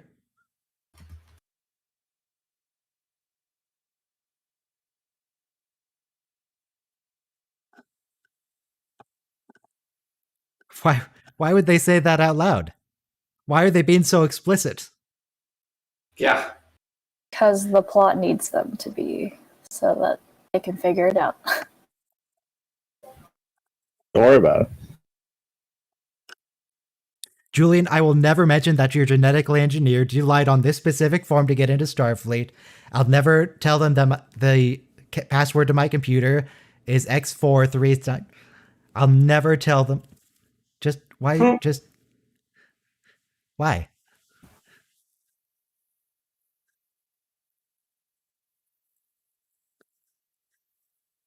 Good job, Richard.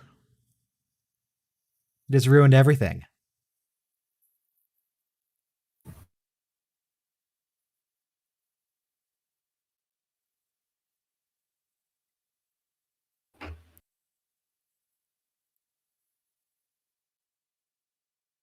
Well. Genetically enhanced Dr. Bashir. The plot revealed that I'm pretty sure that Siddiq al-Tahil Fadil Abdurrahman Muhammad Ahmad Abdul Karim al-Makti actually just hated about his character. Yeah. Oh, there's a little model of Deep Space Nine, I think, in the background. Big model, actually.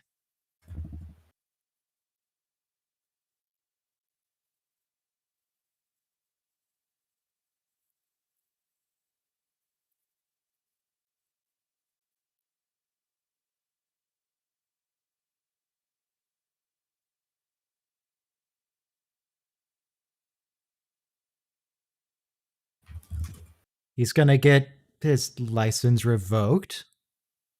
And then he's gonna be put in an institute. Or maybe not. Maybe he just gets to live his normal life, but, you know, waiting tables. I'll get put in the institute with all the other genetically enhanced wackos that show up in that one episode.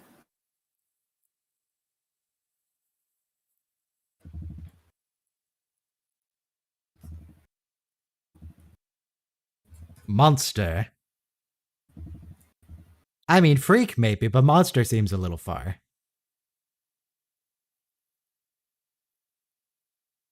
He's a real freakosaurus.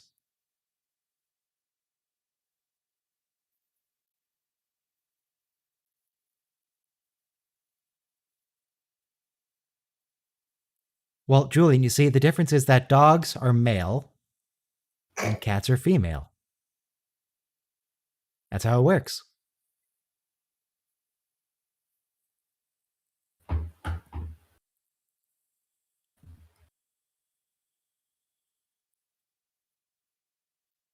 So Julian is maybe the only person who can't say I have an IQ of 154, and he actually means anything.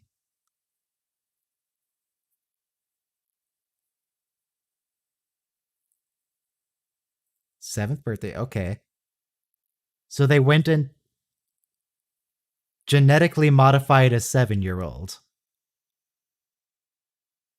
So that's definitely how genes work.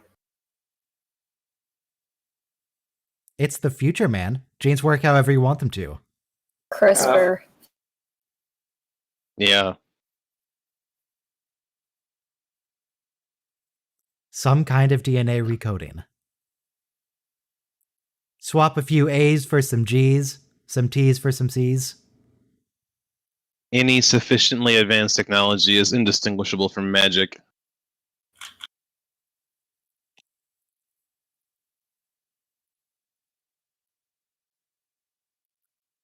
I mean, to be fair, he probably is much happier in his current life than he was with his, More successful, maybe. yeah.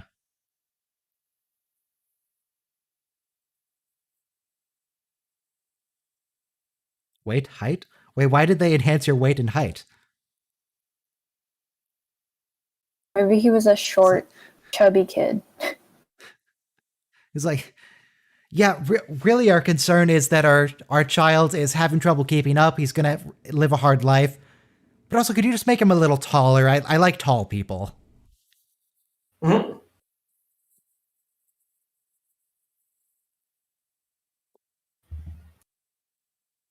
No, you know who's really a fraud?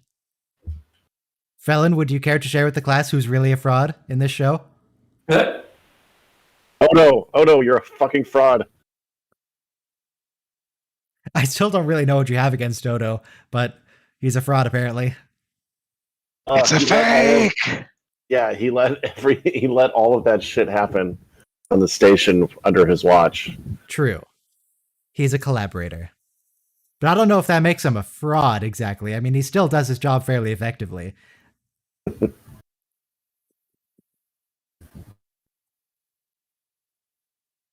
Cashiered from the service, is that a term? Is that a real word?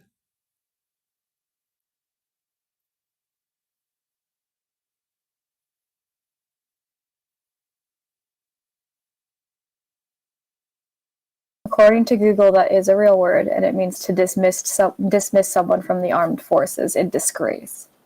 Okay. Well, that's just insulting to cashiers. What's wrong with being a cashier, Julian? Other than basically everybody prefers if you don't have them and you just talk to a computer. Yes, you should have, Rom. Absolutely should have just told her. Just talk.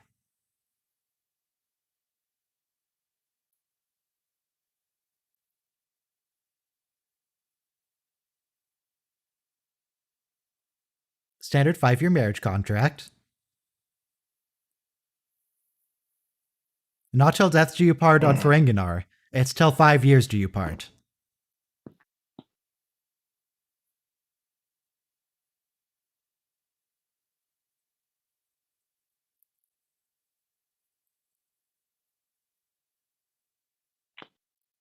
Well, I assume Prenador only left him after the contract expired.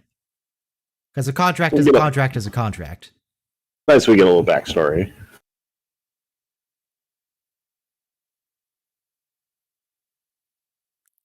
Is that a dating tip? 33 females are trouble? I feel like that's Which not a rule good of tip. acquisition is that?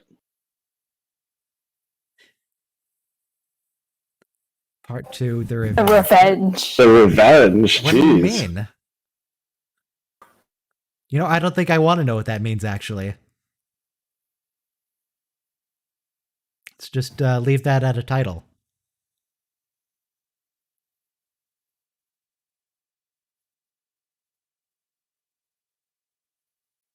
Wait, is that a Jaws joke? Because Jaws 2, The Revenge? I don't know. I don't know. You're gonna need a bigger boat. Wait, what's this about pulp and orange juice? Have people been talking about orange juice pulp? Drinking snail juice with pulp, gross, glass of shells. Oh, what he was drinking there when he was sad. Yeah. The Ryan's Edits YouTube channel officially does not endorse pulp and orange juice. It's all about pulpless. Orange juice with pulp was the only kind my mother would buy when I was really young, and I would strain it out because I hated it. Well, yeah, your mother was just wrong. That's the bad kind. She also bought the frozen orange juice. You had to like mix in a pitcher. Oh yeah, that's right, I don't know if you guys remember that. Orange juice concentrate. I haven't even seen that in the store ever since I've been an adult. I think it They- fell out of favor. No, they still sell it, but yeah, it's not very popular. It's an extra But then step. Again, I haven't really looked in to that make your aisle juice. too hard. Yeah, and I think like regular juice, you know, just like in the bottles, got cheap enough where it it didn't really make sense. Okay. I should try and find some of that next time I'm at the store. See if they still sell it. Get some nostalgia. Nostalgia in a can. Well, yours Then on the again- lemonade. Yeah, I'd have to buy a pitcher. I don't actually own a pitcher. Oh, I've got one.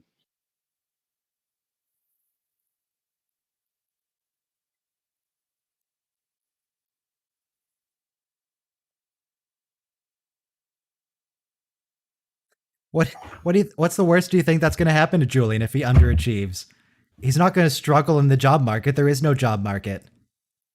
It's not like he's going to be poor and homeless living on the streets because, you know, that stuff doesn't exist in the 24th century. Yeah, what? Why is my phone going off?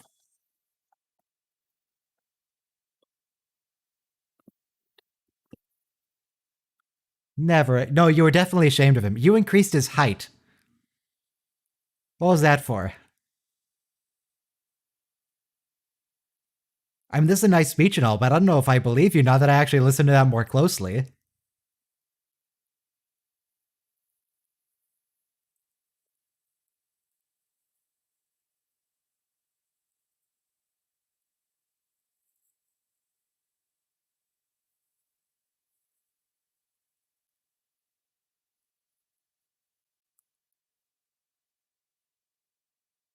I'm gonna condemn you for what you did. Like, I could understand, at least somewhat, if you wanted to just make him smarter so he could live more of a normal life, but You did a lot of stuff. You made a lot of changes. It's like the episode on Voyager where B'Elanna is editing her unborn child. Oh god, and that episode's so messed up. B'Elanna She edits the doctor to get him to agree to it. That's an episode where B'Elanna just turns evil for an hour.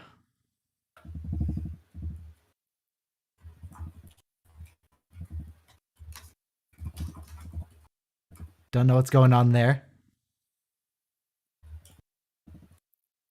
Jinx, I see your mic is activating, but I don't know if you're actually saying anything or if it's just trying to like pick up background noise that I can't hear.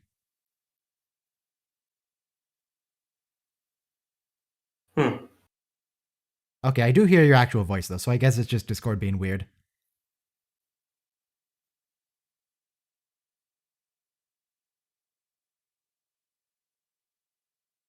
Oh, Brian's sad now.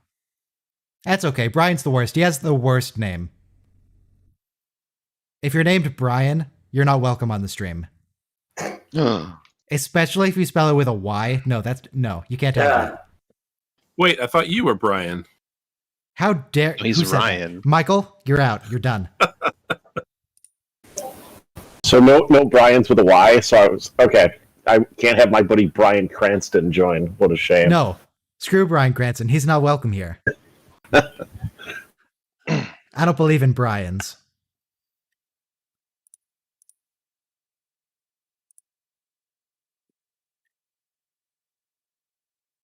Of course it's New Zealand. It's always New Zealand. That's where Tom Harris goes. That's where Brian George goes. You just go to beautiful New Zealand.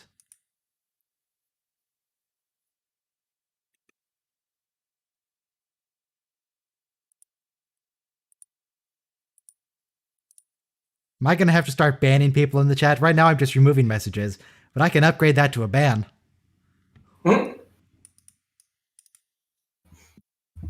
Get your Brians out of here.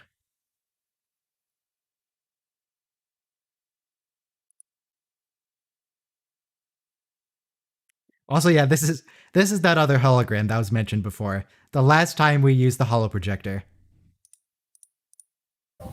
Hey, we get a convention. All right. Last episode we had Lenara Khan. This episode we have... I don't know his first name. What's his first name? It's Khan Noonien Soon. Oh, Khan is his first name.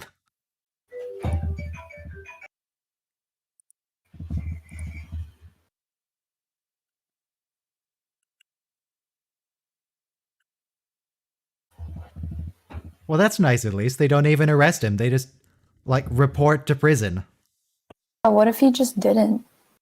Well, then they'd probably arrest him, I assume.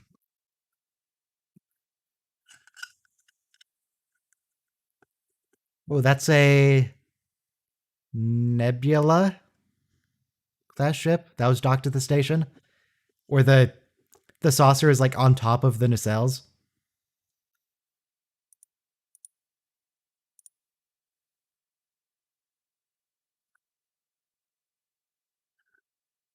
Yeah, was Mirror Universe Bashir genetically enhanced as well? He wasn't a doctor or anything. He just went up and he got really angry at people and he shot some stuff. So maybe that's just what he would have been like. Don't worry about it. Oh, okay, I won't worry about it then.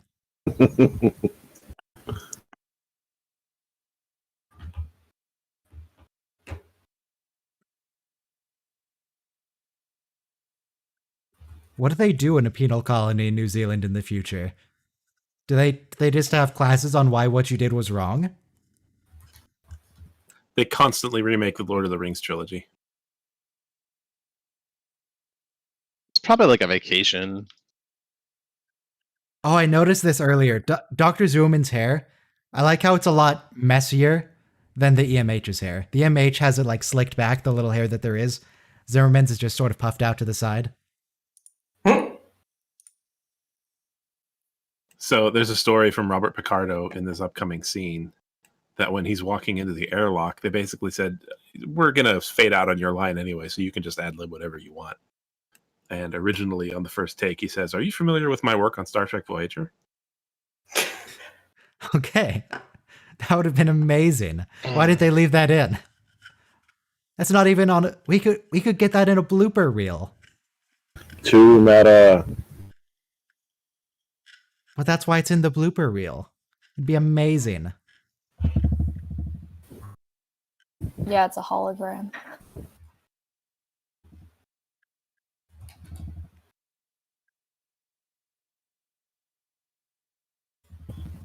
Yeah, Dr. Cinnamon got over that real fast. Goodbye.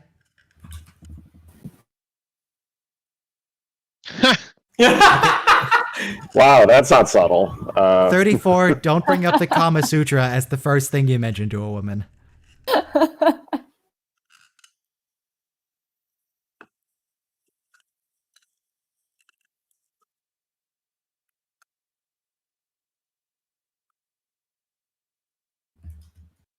Don't get all weepy on me, Julian.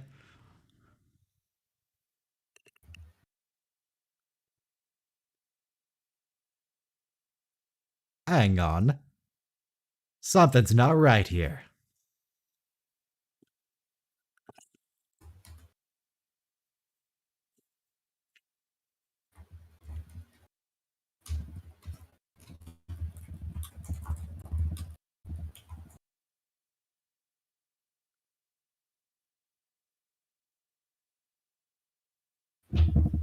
Now, is it okay for Julian to have been cheating at darts?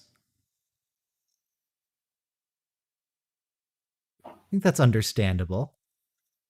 I mean, they could have just enhanced his hand-eye coordination from what it was, if it was really bad, not necessarily made it, like, a lot better than most people's, but, like, obviously, this scene... Apparently that's exactly what they did. Yeah, that's exactly what they did.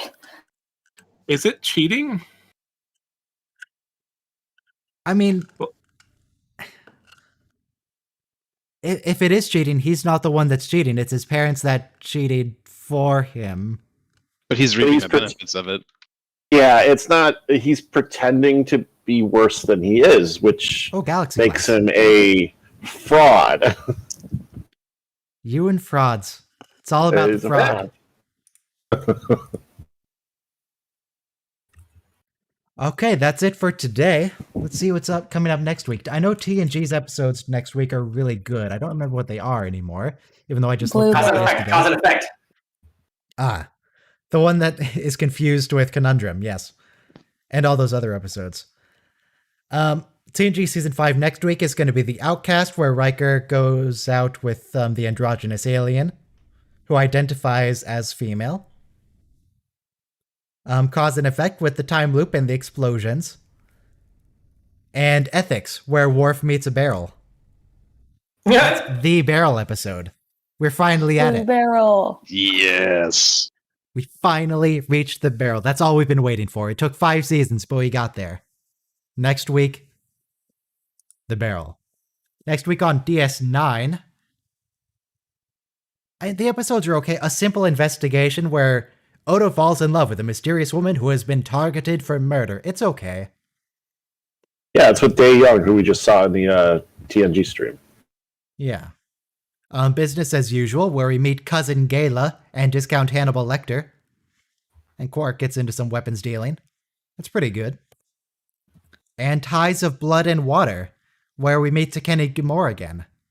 Tekeni Gamora goes and hangs out with Kira on his deathbed. And they just talk for 45 minutes, and that's the episode. Yeah, it should be good. Exciting. Okay, well, that's it for today. We'll be back next week, same time it's on screen, 12 p.m. Pacific, etc., etc. Convert to your local time zone. And I'll see you then. Later. Bye, everybody. Bye. Until next time.